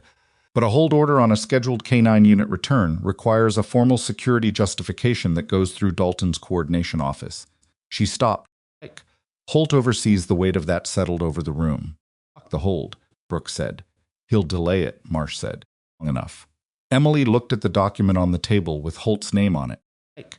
She thought about the systematic way this had been constructed, the sealed files, the persistent alert, the surveillance device compromised 18 months ago, the K9 unit routed to Hartwell Memorial. Marcus, his 4-year effort to find a way to expose it all, and she thought about the thing that Marcus had built this entire approach around, which was Emily herself. Her presence, her history, her specific capability. He hadn't just used her to open the archive. He'd used her to get to this exact moment, a moment where the person who built the conditioning protocol was in the same room as the dogs, with a temporary operational reinstatement document, with a colonel's counter-signature on it. The reinstatement document. Emily said, "What does it authorize exactly?" Marsh looked at it. "Temporary operational status for K9 behavioral assessment and handler training. Specific to this unit signed by Colonel Brooks. Does it specify location?" Marsh read it more carefully. "It specifies this unit. It doesn't specify Hartwell Memorial as the exclusive operational location." Emily looked at Brooks. "If the hold order gets delayed and the unit ships to Dalton on schedule, I go with them." Brooks was quiet for a long moment. "That's not what the document was written for." "Document authorizes me to work with this unit on their behavioral conditioning," Emily said. "If the unit is at Dalton, that's where the work happens. Has oversight of who gets cleared for facility access at Dalton." "A hold order," Emily said. "Can he block a credentialed military reinstatement document that's already been countersigned by a colonel?" Brooks looked at the document. He looked at Marsh. "Technically," he said slowly, "a countersigned temporary reinstatement is a federal authorization. His regional coordination authority doesn't supersede it." "Then he can't stop me from going in with the unit," Emily said. "Escalate, create procedural delays he could," Emily said. "But by the time any procedural delay resolves, the federal coordination on Marcus's interview will have reached him through official channels. Escalation is already in motion. He has a window, maybe 12 hours, maybe less, before his access to Dalton's operational systems gets frozen as part of the investigation." She looked at Brooks. "I need to be inside the facility before that window closes." "Not to confront him. To protect the unit." "Protect them from what specifically?" Brooks said. "From being used," Emily said. "If he triggers the conditioning inside Dalton, if he gets the dogs to respond to an unauthorized contact and creates a security incident, that incident becomes part of the documented record. It complicates the investigation. It gives him something to fight with." She paused. "If I'm there, inside the facility, that's with the unit. The conditioning is already addressed. There's no lever for him to pull. The incident he needs doesn't happen." Brooks rubbed his jaw with one hand. He looked at the ceiling briefly, which was a gesture Emily had learned to read in the last 30 hours as his version of taking a moment. "You understand that going into Dalton puts you directly in proximity to a person who has spent 9 years protecting information that implicates, among other things, the people who originally recruited you into a program whose personnel files you're currently in." Emily said. "And you want to do it anyway." "The dog's been 56 hours, she said. "Tell me a better option." He didn't. The preparation took the rest of the afternoon and ran into the evening, and most of it was procedural rather than dramatic documentation, coordination calls, a formal communication from Marsh's oversight office to the federal team handling the Delve interview that outlined the Dalton situation and the proposed approach. The federal team took 40 minutes to respond, which was fast enough to suggest they understood the timing problem. Their response was a conditional authorization. Emily's presence with the unit at Dalton was approved under the existing reinstatement document, contingent on Brooks accompanying the unit in an official oversight capacity. Brooks agreed without discussing it at length, which Emily had expected. She spent the evening hours continuing the contact protocol work with the handlers, because the work still needed to happen regardless of what was being arranged around it. And because the dogs needed consistency, and the handlers needed the repetition to build the instinct into something they could execute under pressure without thinking about it. At 9 p. Coda was orienting to Alta more than half the time when both Alta and Emily were present in the room. Not a complete shift, not a reliable one, but a real one. Autumn noticed it. He didn't say anything about it, but Emily saw the moment he registered it, a slight adjustment in his posture, a settling, and she thought that was probably worth more than any amount of formal instruction. Came to find her near the end of the evening, when most of the handlers had taken the dogs to the overnight rest area and the bay was quiet. He was carrying 2 cups of coffee, which he held out to her with an expression that had traveled a significant distance from where it had started 24 hours ago. "I was an ass yesterday morning," he said. "When they first asked you to step out." "Fine." Emily took one of the cups. "You didn't know what you were looking at." "Oh," he said, "but that's not really." He stopped. "I'm just saying." She looked at him for a moment. He was younger than she'd initially read him, mid-20s probably, with the specific combination of competence and social impatience that characterized people who were very good at a specific thing and hadn't yet had enough experience to know the limits of that specific thing. Jasper orients to you. Faster than any of the other dogs, orient to their handlers, she said. Whatever you've been doing with him in the last 8 months, it's working. I'll change it. Reyes looked down at his coffee. Aye. Yeah, he nodded once. The way people nod when they've received something they needed and aren't sure how to acknowledge needing it, and went back to the overnight area. Aye. Emily drank her coffee, standing at the bay window, looking at nothing in particular, and thought about Dalton Regional and Lawrence Holt, and the 52 hours remaining before the unit shipped. 11:15 p.m., Marsh's phone rang. She was in the conference room reviewing documentation, and Emily heard the call begin from the hallway. The shift in Marsh's voice, the specific register of controlled alarm that people trained to stay calm used when they were receiving information that warranted the opposite. And Emily walked to the conference room doorway. Marsh looked up from the call. She said into the phone to Emily. Holt's system access at Dalton was flagged 20 minutes ago. Someone accessed his regional coordination account from an internal terminal at the facility. Account, Emily said, or someone using his credentials. Account with his credentials from a terminal inside Dalton that his access level authorizes. Marsh's expression was the kind of careful. That meant something was wrong. He's inside the facility. He went in tonight. Emily looked at her. He moved his timeline up. It looks that way. Then the hold order is already compromised, Emily said. If he's inside the facility with his coordination access active, he can modify the unit's return authorization directly. He can override a hold order from inside the system. Marsh was already back on the phone.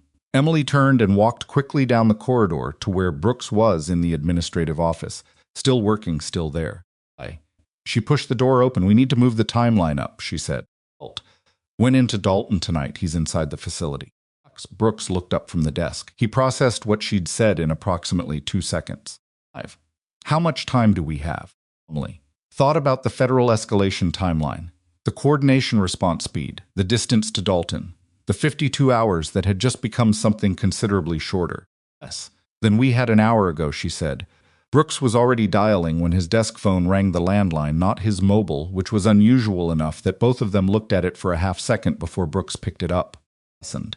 His face did not change expression in any dramatic way, but something shifted behind it, a specific recalibration that Emily had seen twice in the last 30 hours, and that always preceded information that was going to require a significant response.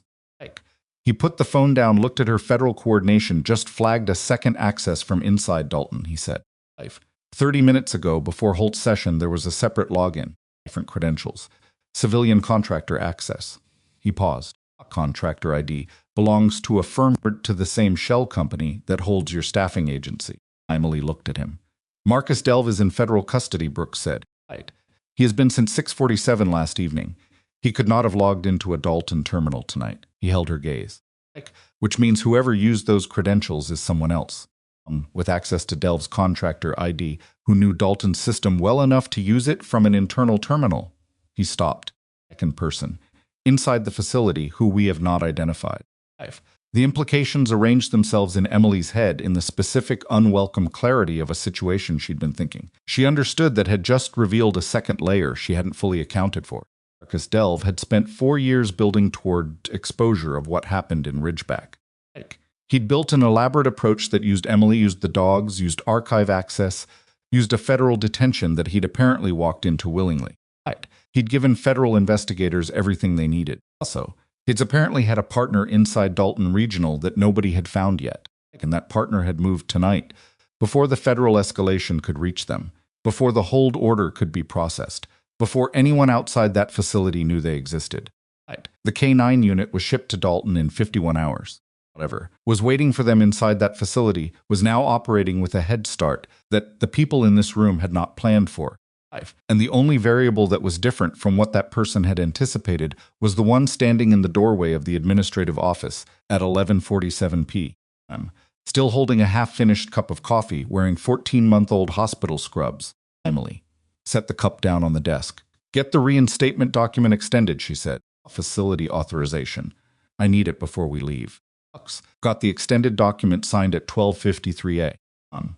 It took 2 phone calls and a secure fax to a federal coordination officer who was apparently awake and working and had been briefed on the Dalton situation within the last hour, which meant the escalation from Marcus Delve's interview had reached the right people faster than anyone in the administrative office had expected. The extended authorization was 4 pages instead of 3, had 3 counter-signatures instead of 1, and specified full facility access for the duration of the K9 unit's transition back to active duty status. Also, in its 4th paragraph, formally restored Emily's program designation not as a current military appointment, but as a documented historical record unsealed and acknowledged with her name attached to it, her actual name, both of them in the same document for the first time in 9 years. She read that paragraph once and did not read it again. A convoy left Hartwell Memorial at 4:15 a.m.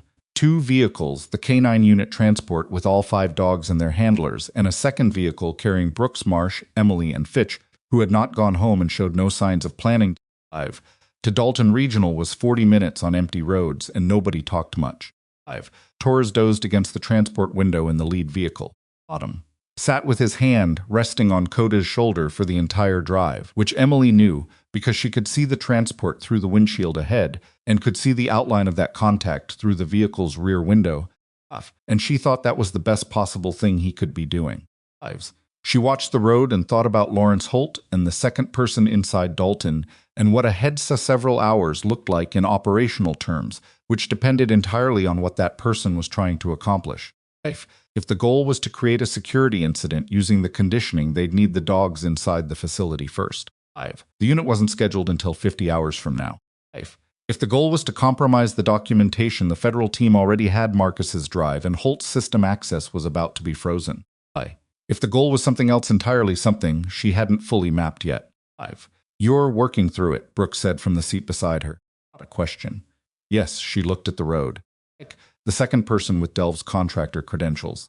They accessed a Dalton terminal tonight before Holt's session, which means they were already inside the facility, which means they have legitimate access, not borrowed credentials, not a breach but actual authorized presence in that building. Brooks said, or a contractor with a long-standing access record that Holt approved at some point. Someone who's been in and out of that facility regularly enough that their presence tonight wouldn't be flagged. She paused. They use Delve's credentials for the terminal login, which means they have his contractor ID information.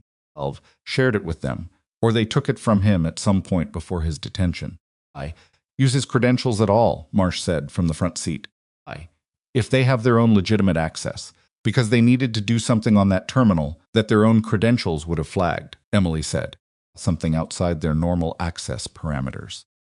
They used Delve's contractor ID to do it under a different identity. She looked at the back of Marsh's head. What does a Dalton contractor credential give access to that? A regular staff credential doesn't. Fitch typed something on his tablet. Contractor access at a regional installation usually covers facilities management, supply chain systems, and maintenance infrastructure. Contractor tiers have access to security system configuration.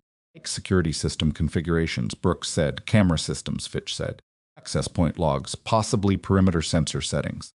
Emily looked at him. They were modifying the facility's security configuration. From inside night, using contractor credentials that wouldn't trace back to their real identity specifically in a window before the federal escalation could freeze anyone's access. She let that land. They were creating a gap in a specific location for a specific window of time. Holt, Brooks said, for whoever needs to move inside that facility without being recorded doing it, Emily said. The convoy turned onto the approach road for Dalton Regional. The facility's perimeter lighting was visible from a kilometer out, the particular quality of institutional lighting that was designed to eliminate shadow, and that succeeded in making everything look slightly unreal in the pre-dawn dark. 2 guard stations, a main building that was larger than it looked from the road because half of it was below ground level. Emily looked at the facility and thought, somewhere in there, 2 people have been working tonight to build the situation they control. And they don't know yet that the timeline has moved. That was the only advantage. She had that in the dogs. The checkpoint took longer than it should have, which was the first indication that Holt had already touched something. Authorization documents, including Emily's extended reinstatement, Brooks' credentials. The formal unit return paperwork were correct and complete, and should have cleared in under 10 minutes. They took 23. The checkpoint officer made 3 phone calls during that time, each one quieter than the last. And his expression when he finally waved them through was the expression of a person who had been told something unexpected by someone senior and was trying to decide whether to flag it. Emily noted his face as they drove past. She noted the direction of his last phone call. He'd turned slightly east when he made it, which put him facing the main building's administrative wing. Inside the facility, the K9 unit was escorted to the animal handling section, which was a well-maintained wing with individual kennels and an assessment area that smelled like disinfectant, and underneath that, the accumulated presence of working dogs over many years. The handlers moved their animals in with practiced efficiency. Coda walked beside Alden without drifting, which was different from the day before, and Emily watched that without drawing attention to the fact that she was watching it. Hux went directly to the administrative wing to coordinate with whatever level of facility management was actually reachable at 5:15 in the morning. Arsh stayed close to her phone. Fitch set up at a terminal in the coordination office that a night-duty sergeant provided without being entirely sure why a civilian with a tablet needed terminal access, but who had also apparently read the counter-signature on the authorization documents and decided the question could wait. Emily stayed with the dogs, not because she'd been assigned to stay there, because it was where the situation was going to resolve one way or another, and she wanted to be present for it rather than positioned in an administrative office 3 corridors away when whatever Holt had built overnight activated. The handling section had a long central corridor with kennels on both sides and an assessment room at the far end. It had 2 entry points, the main door they'd come through and a service door at the corridor's east end that connected to the maintenance infrastructure. It had a camera at each entry point and 2 along the corridor ceiling, and Emily had, when they came in, that the camera above the service door had a small indicator light that was the wrong color, the steady green of an operational system. A faint amber that meant the feed was routing to a different receiver than standard, modified tonight, by someone with contractor access to the security configuration. She did not point this out immediately. She stood in the assessment room with Coda and Aldum and watched the door at the corridor's east end and waited, because the gap in the security coverage was not useful to whoever created it until the thing they needed to do inside that gap was ready to happen.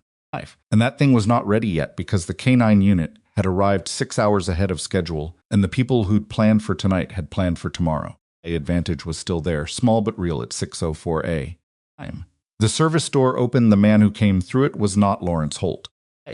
He was younger, late 30s, medium build, in a facility maintenance uniform that fit well enough to be real rather than borrowed. He had a lanyard with a valid-looking badge, and he walked with the unhurried purposefulness of someone who'd been in this building many times. He was carrying a case that was the shape and size of a standard equipment transport, the kind used for medical or training supplies, unremarkable in a military animal handling facility. He made it 4 steps into the corridor before Coda's head came up. Not aggression, not alarm. The specific orientation of an animal that had detected a contact signature. It recognized partial incomplete, enough to trigger the imprinting response, but not enough to fulfill it. Hearing a voice from another room that might be familiar. Autumn felt it. His hand tightened on the lead. He looked at Emily. She was already moving not toward the man, but to a position along the corridor wall, where she was visible from both entry points without blocking either one. At him, she said to Aldum quietly, physical hold. Both hands. Aldum got both hands on Coda. The man had stopped.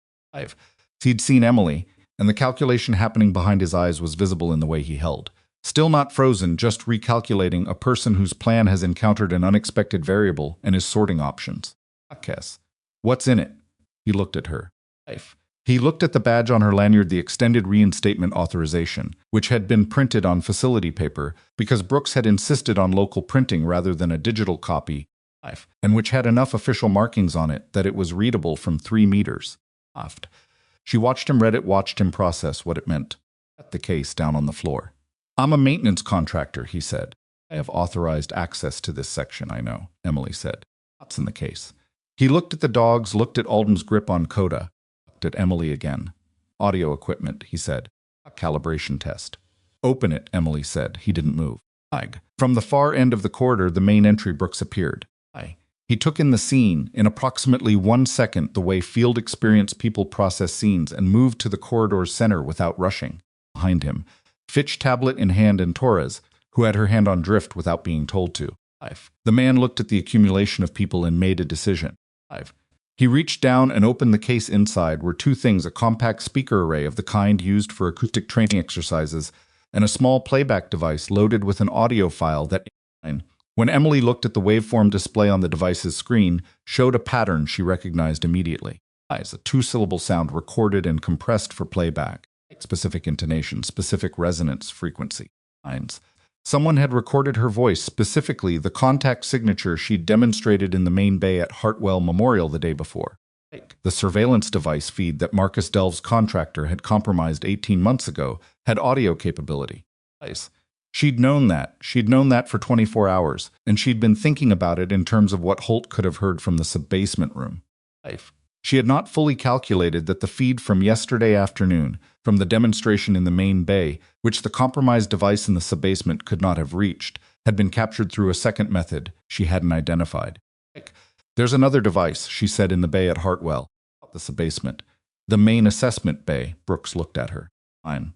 Someone recorded the demonstration yesterday afternoon, she said. They had it cleaned and formatted for playback overnight. She looked at the speaker array. If that plays inside this corridor with all 5 dogs present, they respond to it the way they responded to me. A handler command. Without any warning, an unauthorized response event inside an active military K9 facility. She looked at Brooks. That's the incident. The maintenance contractor was not reaching for anything. He was standing with his hands visible, which was either compliance or the behavior of someone who understood that the situation had already moved past the point where the case mattered. Who sent you in here? Brooks said to him a pause. I want to talk to someone from Federal Coordination. That can be arranged, Brooks said. Right now you're going to step away from the case. He stepped away from the case. Lawrence Holt was located in the facility's administrative wing at 631A, which was where Brooks had been heading when he'd come back to the handling section, and where the facility's acting overnight commander had been trying to reach him for the last 40 minutes through the proper channels that Holt had apparently been avoiding. He was in a coordination office with a terminal and a phone. And when Brooks walked in with Marsh and 2 federal coordination officers who had arrived at the facility's main gate at 6:20 with credentials that superseded Holt's regional authority, he looked at the room for a long moment with the expression of a person who has just watched the last viable option close. He didn't run. Emily would think about that. Later, the fact that he didn't run, that he sat in the chair and looked at what walked through the door and simply stopped. She didn't know if that was resignation or calculation or something in between. It didn't change what happened next. The federal officers were efficient. Had everything documented: the archive alert system, the surveillance device modification, the contractor credentials used at the Dalton terminal, the audio device in the handling section, and Marcus Delve's 9 years of accumulated records connecting the data diversion in Ridgeback's 4th operational year directly to Holt's authorization. The case took 40 minutes to lay out in the coordination office, and Holt said almost nothing during it. When Marsh presented the routing codes from the original data diversion, the authorization identifiers that connected the program documentation sales to his specific approval, he said, "That's incomplete without context." Marsh said, "The full context is in the federal record. I have access to it through counsel." And he said nothing after that. Acting overnight commander, a major named Dory Steele, who had been pulled from her quarters at 5:40 and had been running on coffee in visible controlled fury, for the last hour stood in the corner of the room and watched the federal process unfold with the expression of someone who had just learned that a significant institutional failure had been happening around her without her knowledge, and who was already sorting through the implications for every decision Holt's oversight had touched. At 7:15, Holt was formally placed in federal custody and escorted out of the facility through the administrative wing's side exit. Emily was not in the administrative wing at that moment. She was in the handling section with the dogs. She heard about it from Fitch, who came to the assessment room doorway at 7:20 with his tablet and said, simply, "It's done." She nodded. And that was that. The maintenance contractor's name was Virgil Ames. He'd worked for the contracting firm for 6 years, the same firm that held the shell company, that held the staffing agency that had placed Emily at Hartwell Memorial. He had legitimate access to Dalton Regional's maintenance systems, had been building that access record for 18 months, and had been the one who physically placed and modified the surveillance device's feed tap while performing a genuine maintenance visit that nobody had questioned because his paperwork was real and his access was real. Often, nothing about him had been unusual until it was. He talked to federal coordination for 4 hours. Emily didn't hear most of it. She understood, assembled from what Marsh told her in pieces throughout the morning, was that Ames was not a principal. He was a contractor who had been hired for specific technical tasks without being told the full picture, and whose cooperation was considered useful enough that federal coordination was working with his counsel on a documented arrangement. He'd confirmed the recording of the demonstration at Hartwell Memorial through a device he'd placed in the main assessment bay during a supposed equipment check the previous morning before the K9 unit arrived. He'd confirmed that the audio file had been formatted and delivered to him by an associate of Holt's, who was now also being located. The picture that assembled itself over the course of the morning was not the picture Emily had initially been given. Larger. The Ridgeback data diversion had not been a quiet side operation. It had been a systematic extraction of classified behavioral research that had been sold into a private market for working animal conditioning. And the buyers had included private security firms operating in contexts where the application of covert behavioral conditioning was, to describe it plainly, not legal. 9 years of protecting the sealed files had been 9 years of protecting the downstream consequences of what those files documented. Marcus Delve had spent 4 years trying to get the right people to look at it and had finally found a way to make them. Emily sat with all of this in the assessment room, with Coda settled against her leg in the specific pressed weight way that working dogs used to indicate contentment rather than vigilance. And she thought about the 4th year of the Ridgeback program, when she'd been 29, and had understood that something was wrong with the direction of the program's leadership, and had written the trust conditioning protocol, partly in response to that understanding, a way of ensuring the dogs retained the capacity to find safe people, even if the institutional structures around them couldn't be relied upon. She hadn't known the full scope of it then. She'd known enough to be uncomfortable. She'd made the choice to leave to seal her history, to become someone who worked overnight shifts in surgical recovery and kept her past in a compartment that she checked on occasionally and mostly left closed. She wasn't sure that it had been the right choice. She wasn't sure it had been the wrong one either. The choices people made under incomplete information at 27 or 29 were the choices they had, and spending years retrospectively adjudicating them was a way of refusing to inhabit the present, which was a luxury she'd never quite been able to afford. Coda put his head on her knee. She put her hand on his head, and Major Steele found her in the assessment room at 10 a.m. Slant sat down on the bench across from her with a coffee cup that she set between them without comment, which Emily chose to interpret as an offering. I've been reviewing the conditioning protocol documentation, Steele said. The version that was in the archive and Fitch's notes from your demonstration yesterday. She looked at the dogs in the corridor. How long were you doing that work, the recovery work? 5 years, Emily said. And you've been at Hartwell Memorial for 14 months. Yes. Steele was quiet for a moment. The work you did with the handlers yesterday. Last night. And this morning the contact protocol. She looked at Emily. Not something you can read in a manual. No. Did you miss it? Steele asked. The K9 Emily thought about that honestly, which took longer than a quick answer would suggest. I missed the dog, she said. The institutional parts, I didn't miss those. Steele looked at her with the specific expression of a person who had just heard something they recognized. I can understand that. She picked up her coffee. The unit's return to active duty has been put on hold pending a full security review of the Dalton facility. That review is going to take time. The dogs need to be somewhere stable and assessed properly during the hold period, she paused. I'm told you have a temporary reinstatement document with a broad scope and a federal counter-signature. Emily looked at her. I'm not in a position to make a formal offer right now, Steele said. The situation is still active, and there are about 17 different processes running simultaneously. But when the review is complete and when the formal assessment of the conditioning protocol is done, and when the program documentation is fully unsealed and incorporated into the federal record, she stopped. There's going to be a need for someone who understands what that program actually built, not just the dogs. The methodology, the approach to handler integration and animal behavioral recovery. She looked at Emily directly. I'm not asking you to decide anything right now. I'm telling you that the conversation will happen. Emily looked at the dogs at Coda awake now, watching her. Set drift in the corridor pressed against Torres's leg. Sable, resting with the specific deliberate stillness of an animal managing pain carefully, still healing, still doing the work. Listen, Emily said, when the conversation happens. Nodded. She stood, picked up her coffee, looked at Coda. He's been watching you since I came in, she said. What's that? Emily said. Steele left. The assessment room was quiet again.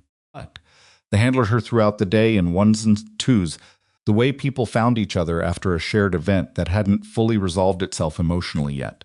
Guys came by in the late morning and didn't say much, just checked in on Vesper, and stayed for 20 minutes in a companionable silence that Emily found she didn't mind.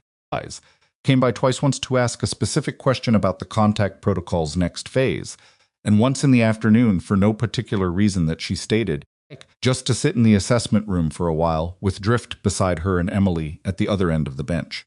Autumn came in the afternoon with a report that Coda had eaten his full meal without any of the distracted interruptions he'd shown on previous days, which was a clinical indicator, and also from the way Aldum said it, something more personal. Is that good, he asked, like someone who already knew the answer and needed it confirmed from a source he'd decided to trust. That's good, Emily said. He nodded, stayed for a moment. Yesterday morning, he said, when Marsh's people couldn't get the dogs to respond, and you walked in and Coda he stopped. I was one of the ones who thought you should leave. Hines. When Marsh said you should step out, Emily looked at him. Athens. He was looking at the floor. I don't need you to tell me that, she said. I know, he said. I'm telling you anyway. She let that sit for a moment. The work you put in with Coda last night, and this morning that matters more than yesterday morning. Autumn looked up.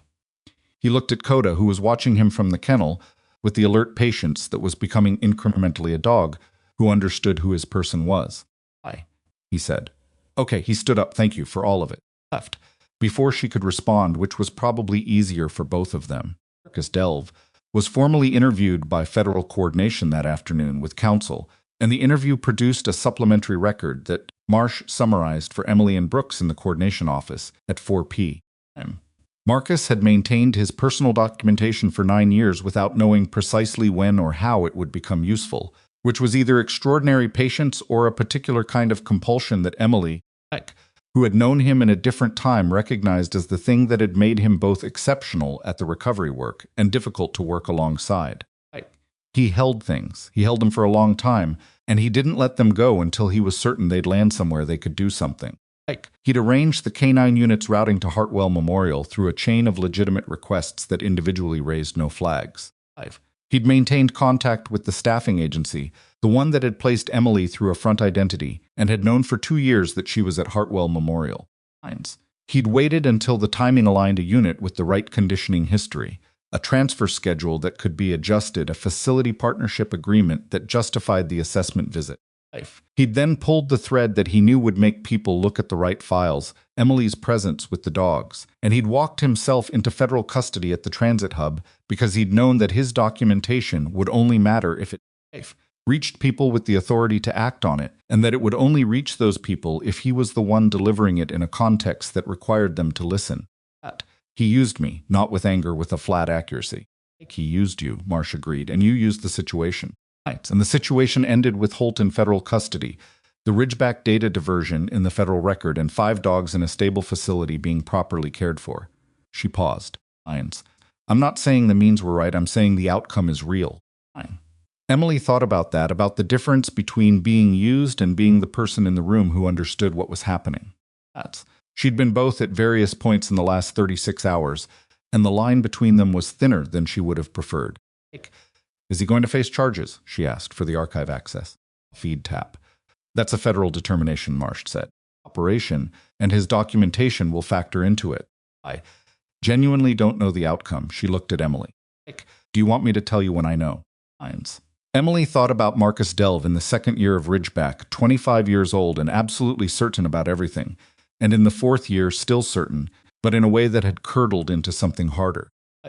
She thought about the scar on his jaw and the way he'd looked at the camera in the subbasement announced passage, holding up the identification card with the deliberate steadiness of someone making a final point. Yeah, she said, tell me when you know. Formal unsealing of the Ridgeback program documentation happened not with ceremony, but with a digital authorization that Marsh processed from the coordination office at 6 p.m. Countersigned by the federal coordination officer and witnessed by Brooks and Major Steele. It took 4 minutes. The files became part of the federal investigative record, which meant they were no longer sealed under the original classification, which meant the personnel records of every Ridgeback program member were accessible through proper channels with appropriate privacy protections in place. Emily's sealed name, her program designate, her rank, her documented service history became part of that record. for anyone with the right clearance and a legitimate reason to find and read and understand. She was in the handling section when it happened. Nobody told her the exact moment. She found out later from Fitch, who sent her a message on the coordination terminal at 6:07 that said simply filed. And she looked at that word on the screen and sat with it for a while before she stood up and went back to the dogs. The thing about 9 years of being someone else, not fraudulently, not deceptively, but in the way that people sometimes needed to step away from a version of themselves that had become too entangled with a situation that was wrong, was that the reemergence of the previous identity did not feel like restoration. Two things existing in the same space. Emily Vance, who had worked 14 months of overnight shifts in surgical recovery and knew the second-floor layout of Hartwell Memorial better than she knew most other spaces she'd inhabited. And the person she'd been before, whose name was now in the federal record with her service history attached, who had spent 4 years doing work she'd believed in and had left when the believing became untenable. Identity was the whole of her. They never had been. People who believed that a person's official record contained their actual self had never had to think carefully about the difference. She was thinking about this when Torres found her in the assessment room at 7 p.m., carrying 2 cups of coffee the second time in 2 days. Someone had brought her coffee, which was starting to feel like a language the handlers were developing for things they didn't have other words for. How are they doing? Torres asked, looking at the dogs. Emily said Drift especially. Torres looked at Drift, who was settled beside her with the ease that was genuinely different from the tightly managed compliance of the day before. Through the morning, she said. First time since I've been with the unit. That's the primary bond establishing, Emily said. He's decided you're stable. Torres was quiet for a moment. You told me yesterday that he'd figured out that I just needed to also be working, not waiting. Yes, I've been thinking about that. Torres looked at her cup. I've been in this unit 6 weeks, and I spent most of it waiting for him to accept me. I was the one who had to be approved. She paused. That's backwards, isn't it? It's a common mistake, Emily said, especially with a dog who's managing a transition. You read his hesitation as rejection and adjusted your behavior to minimize risk of further rejection, which he read as uncertainty. She looked at Drift. He needed you to be certain, even if you weren't entirely. Oz nodded slowly. I'm going to think about that in a lot of contexts, she said. Not just the dog. Emily looked at her. Yeah, she said. It tends to travel. Found her at 8:15, the last of the day's arrivals to the assessment room, which had become, without anyone formally designating it, the place where the loose ends of the day found their way to resolution. He sat on the bench across from her. He looked tired in the physical way, not the other way, which was an improvement over the last 36 hours. He had a document in his hand, which he set on the bench between them without immediately addressing it. The facility review is going to take 3 to 4 weeks, he said. Possibly longer, depending on how deep the security configuration compromise goes. Access record goes back 18 months, Emily said. It could be significant. Yes, he looked at the document. During that K9 unit stays in holding. Handlers stay assigned. Behavioral assessment and contact work continues. He paused. Steele has formally requested that your reinstatement document be extended for the review period. Federal coordination has approved it. He put the document in front of her. This makes it official. Emily looked at the document. Her name was on it, both of them. First the sealed designation, and then in parentheses the name she'd been using for 9 years, acknowledged as the same person. It was a small thing, the parenthetical. It was also the kind of small thing that mattered. This is a real appointment, she said, not a temporary measure. It's a real appointment with a defined scope and an end date tied to the review period, Brooks said, after which there will be a conversation about what comes next. He looked at her. Steele doesn't make offers she doesn't intend to follow through on. I've worked with her for 3 years. Emily looked at the document. She thought about Hartwell Memorial, the second-floor corridor, the overnight shift handoff, the cafeteria sandwich she still hadn't eaten, the locker with no photographs on it. She thought about 14 months of being very good at a job that used approximately 40% of what she was capable of and had asked nothing of the rest. She thought about Coda, who had broken a steel restraint clip and walked to the end of a corridor and waited with a patience that had lasted 9 years for someone familiar to come through the door. She signed the document. The next 3 weeks did not move in a straight line. Nothing real ever did. The facility discrete points of compromise in Dalton Regional's camera and access system, all traceable to Ames's modification work over 18 months. 3 of them had already been deactivated apparently by Ames himself at some point during the previous night's activity, which federal coordination took as evidence of his cooperation beginning before his formal detention, and which factored into the arrangement with his counsel. The other 3 were deactivated by the facility's security team during the first week of the review, Emily, providing technical context on 2 of them because the modification methods were consistent with techniques used to compromise surveillance systems in field environments. And she'd seen those methods before in a context she could now speak to on record. Formally charged on 4 counts, including unauthorized access to classified materials, obstruction of a federal investigation, and 2 counts related to the Ridgeback data diversion. That Marcus Delve's documentation substantiated with enough specificity that the federal attorneys described the evidentiary record as unusually complete. His regional coordination access was revoked the morning of his detention. His staff spent 2 weeks in a state of institutional uncertainty that Major Steele managed with the focused efficiency of someone cleaning up a space that should never have gotten as cluttered as it had. Associate who had formatted the audio file and delivered it to Ames was identified 8 days into the investigation, a former program coordinator with a long-standing professional connection to Holt, who had been operating in various contractor capacities around the edges of the Dalton Regional facility for years. Operation, once the evidentiary scope became clear, was complete and detailed and accelerated the federal timeline considerably. Marcus Delve was charged with 3 counts unauthorized archive access, surveillance device, tampering through a proxy, and fraudulent contractor credential usage. Charges were real. His cooperation was also real, and extensive and documented in a way that his counsel presented as exceptional in both scope and verifiability. The federal determination, when it came at the end of the 2nd week, involved suspended sentencing contingent on continued cooperation, and a formal agreement that his 9 years of personal documentation would be incorporated into the federal record with appropriate attribution. He would not serve time, he would carry the charges on his record, which was a consequence that was neither clean nor trivial, and which Emily, when Marsh told her, held without immediate judgment because the arithmetic of it was complicated and she was still working through her portion of it. She had not spoken to Marcus since before Hartwell Memorial. She did not expect she would, and she was not sure what she would say if she did. Some things that had been true in your 20s didn't survive the full accounting of what came after. And the part of her that had once trusted him existed alongside the part of her that understood what he'd done with her presence, and her history, and her particular capability used them without asking, because he'd decided the outcome was worth it. She could hold the complexity of that without resolving it into something simpler than it actually was. That was one of the things 14 months of overnight shifts and 4 years of recovery work before that had given her the capacity to sit with a complicated truth without forcing it into a shape that was easier to carry. On a Thursday afternoon in the 4th week, with the facility review in its final documentation phase, and the K9 units returned to active duty scheduled for the following Monday, Emily was in the assessment room working through the last of the handler evaluation protocols when Oldham came to the doorway.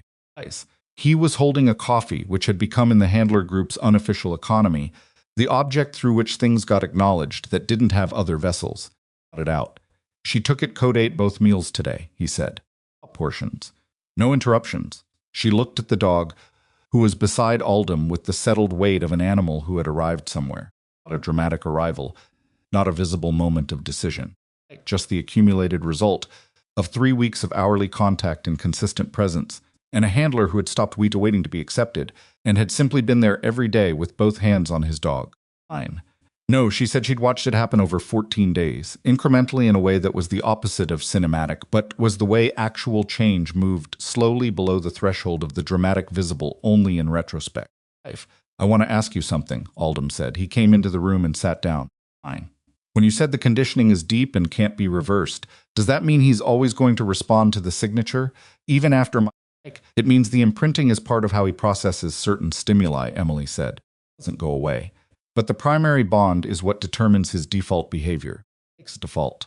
Now the conditioning is still in there, somewhere. But he has to be in a context where it's deliberately activated before it overrides the primary. She looked at Coda. 5. Keep building the primary, that's all you can do. That's actually enough. Oldham looked at his dog for a moment. Okay, he said. He stood up. He looked like he was going to leave, and then he stopped. It's worth. And I know it's not the first morning. When Marsh told you to step out, I thought he was right. I know, Emily said. And now I think about the injuries we would have missed, he said. I think about Coda, the way he was and the way he is now. And I think about the thing with Holt. And what would have happened if you hadn't been here? He stopped. I just want to say that I know what the difference is. Between what I thought that morning and what's true. Emily looked at him. That's not a small thing, she said, knowing the difference. He nodded and left. The assessment room was quiet. Coda was watching her, because Coda still watched her that hadn't changed, and probably wouldn't fully, and she'd made a kind of peace with it that she hadn't expected to make. He'd carried her presence in his behavioral-based lesson for 9 years. The least she could do was let him know she was still real. She put her hand out. He came to her and pushed his head against her palm, and she sat like that for a moment with the sounds of the facility around her, the specific ambient sound of a working installation going about its business, handlers, calling to each other down the corridor, the distant clatter of the supply section, drift Barca to the east, Torres's voice responding to it, and she thought about what it meant to have been, in a place for a long time unseen, doing good work in a space too small for the full scope of what you carried. She thought about the things that got labeled as diminishment, working below your level, moving through a world that had no frame for what you'd done. Quiet over recognition, because recognition had started to feel like a trap rather than a reward. And she thought about how those things looked from outside and how they felt from inside, and the distance between those two perspectives, which was significant, and which most people never had reason to think about, because they'd never been on the inside of it. The truth was that Emily Vance, or whatever combination of names she was now, documented and restored and present in a federal record with both identities acknowledged, had not been diminished by the years at Hartwell Memorial. She had been there. She had been good at the work that was in front of her, even when that work was only a fraction of what she was capable of. And when the work that required the full scope of her showed up, she'd been ready for it. That was not a small thing either. The unit left Dalton Regional on Monday morning with a formal clearance and a security review certification and 5 dogs who were by any clinical measure in better condition than they'd arrived. Moved without compensation. Rook held his head level.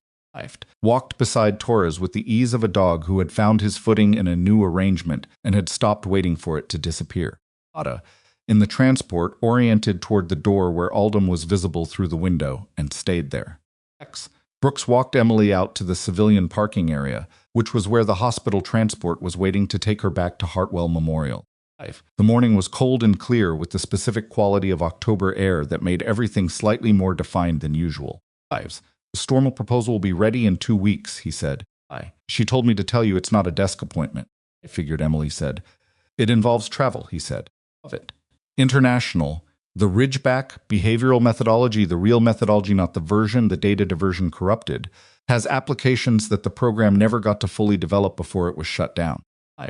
Steele wants to build something new from it, something with proper oversight and proper documentation, and people who remember what the original work was actually for. Emily looked at the transport. She looked at the facility behind her. She thought about the locker at Hartwell Memorial with no photographs on the door, and the second-floor corridor she could walk in her sleep, and the overnight shift handoffs she'd done 100 times, and then the sandwich she'd been carrying around for a full day in the middle of everything, and had finally eaten sitting on the floor of the assessment room at 2 in the morning, while Coda slept against her leg. 2 weeks, Brooks said. She got in the transport. She did not look back at the facility, not because she was done with it. She wasn't, and she knew she wasn't. And the formal proposal in 2 weeks would make that concrete in ways she was already thinking about, but because she was looking forward, out the transport window at the road ahead, and forward was where the next thing was. There was always a next thing, the work continued. The dogs got better. The handlers learned. The people who thought they'd buried something in a sealed file long enough ago, that nobody would ever dig it out, discovered eventually, that the people who did the original work had long memories and longer patience, and had been waiting quietly. No one thought to look for exactly the right moment to remind the room what they already knew.